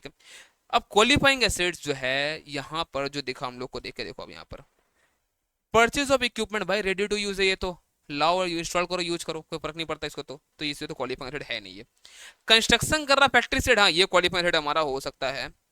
एडवांस ये परचेज डिलीवरी व्हीकल, वो व्हीकल आ जाएगा तुम यूज करना शुरू कर दोगे, ये भी क्वालिफाइंग एसेट नहीं है। वर्किंग कैपिटल तो कभी क्वालिफाइंग होगा ही नहीं, छोड़ दो इसका। तो यहाँ पर एक ही क्वालिफाइंग एसेट हो सकता है। तो 11.70 लाख जो टोटल इंटरेस्ट लगा है हम लोग देख लेंगे, ये 65 लाख पे लगा है, तो 26 लाख कितना बनता है वो निकाल के वो कैपिटलाइज होगा, बाकी जितना का है सबका सब हमारा PL में राइट ऑफ हो जाएगा, ठीक है। चलो और देखते हैं, ये स्टडी मेट के समय आई थिंक है, ठीक है। तो परचेज ऑफ इक्विपमेंट ये नॉट अ क्वालिफाइंग एसेट, ये क्वालिफाइंग एसेट है, और ये दोनों क्वालिफाइंग एसेट नहीं है। तो सिर्फ इसका पैसा कैपिटलाइज होगा, कितना आ रहा है ये, तो टोटल जितना लोन है उसके रेस्पेक्टिव देख लो, इतने कितना पैसा खर्चा हुआ था, तो 468, और बाकी हमारा 7,02,000, टोटल 11,70 था, तो 7,02,000 चल जाएगा हम लोगों के यहाँ पर PNL में। डन क्या? हाँ सर डन, समझा। आगे बढ़ते हैं। यहाँ भी थ्योरी वाला चीज मैं छोड़ता हूँ, अभी यहाँ पर आ जाओ। On 31 March 2023 a club had subscription in arrears 28,000 और in advance 4,000, ठीक है। During the year ended 31 March 24 the club receive subscription 2,008 of which 12,500 to 24-25, ठीक है। 31 March 23 को there was 5 members who had not paid subscription at the rate 1600 per person prepare subscription account. देखो subscription account हम लोग से मांगा है, तो यहाँ देखो अपने को रिसिप्ट देकर रखा हो, सब बात हम लोग को इनकम एक्सपेंडिचर में जाएगा निकालना रहेगा ये ना। तो ठीक है, देखो यहाँ पे देखो, अगर ये बनाता हूँ मैं, अगर देखो सब्सक्रिप्शन अगर अपने को मिलना बाकी है तो अपना एसेट्स है, कितना मिलना बाकी है देखो। तो बोलता है क्या, सब्सक्रिप्शन इन एरियर 28 था इन एरियर स्टार्ट में, तो टू बैलेंस बीडी 28,000, ठीक है। और इन एडवांस लाइबिलिटी होगा हमारा, वो पहले लेके रखे हैं तो बाई बैलेंस बीडी 4,000, ठीक है। फिर बोलता है क्या, क्लब को मिला है डोला कार्ड, तो पैसा मिला होगा तो by bank by receipt payment जो जो होता है हमारा, चलो बाई बैंक लिख के रखते हैं अभी, 2 लाख 8 ये मिला है। अब बोलता है इसमें से 12,500 तो आने वाले साल के लिए, मतलब हमारा लाइबिलिटी हो जाएगा क्लोजिंग, तो to balance CD pre receipt है ना। और बोलता है एक तो ऐसा है कि जो हमारा यहाँ पे 1,600 पर पर्सन 5 लोगों का ड्यू है, ठीक है। तो 5 लोगों का ड्यू इंटू 1600 कितना होता है, 9,000 होता है क्या, ये देखना एक बार। तो ये ऐसे आड़े रहता है क्या, ठीक है, अच्छा वो देख लिया मैंने।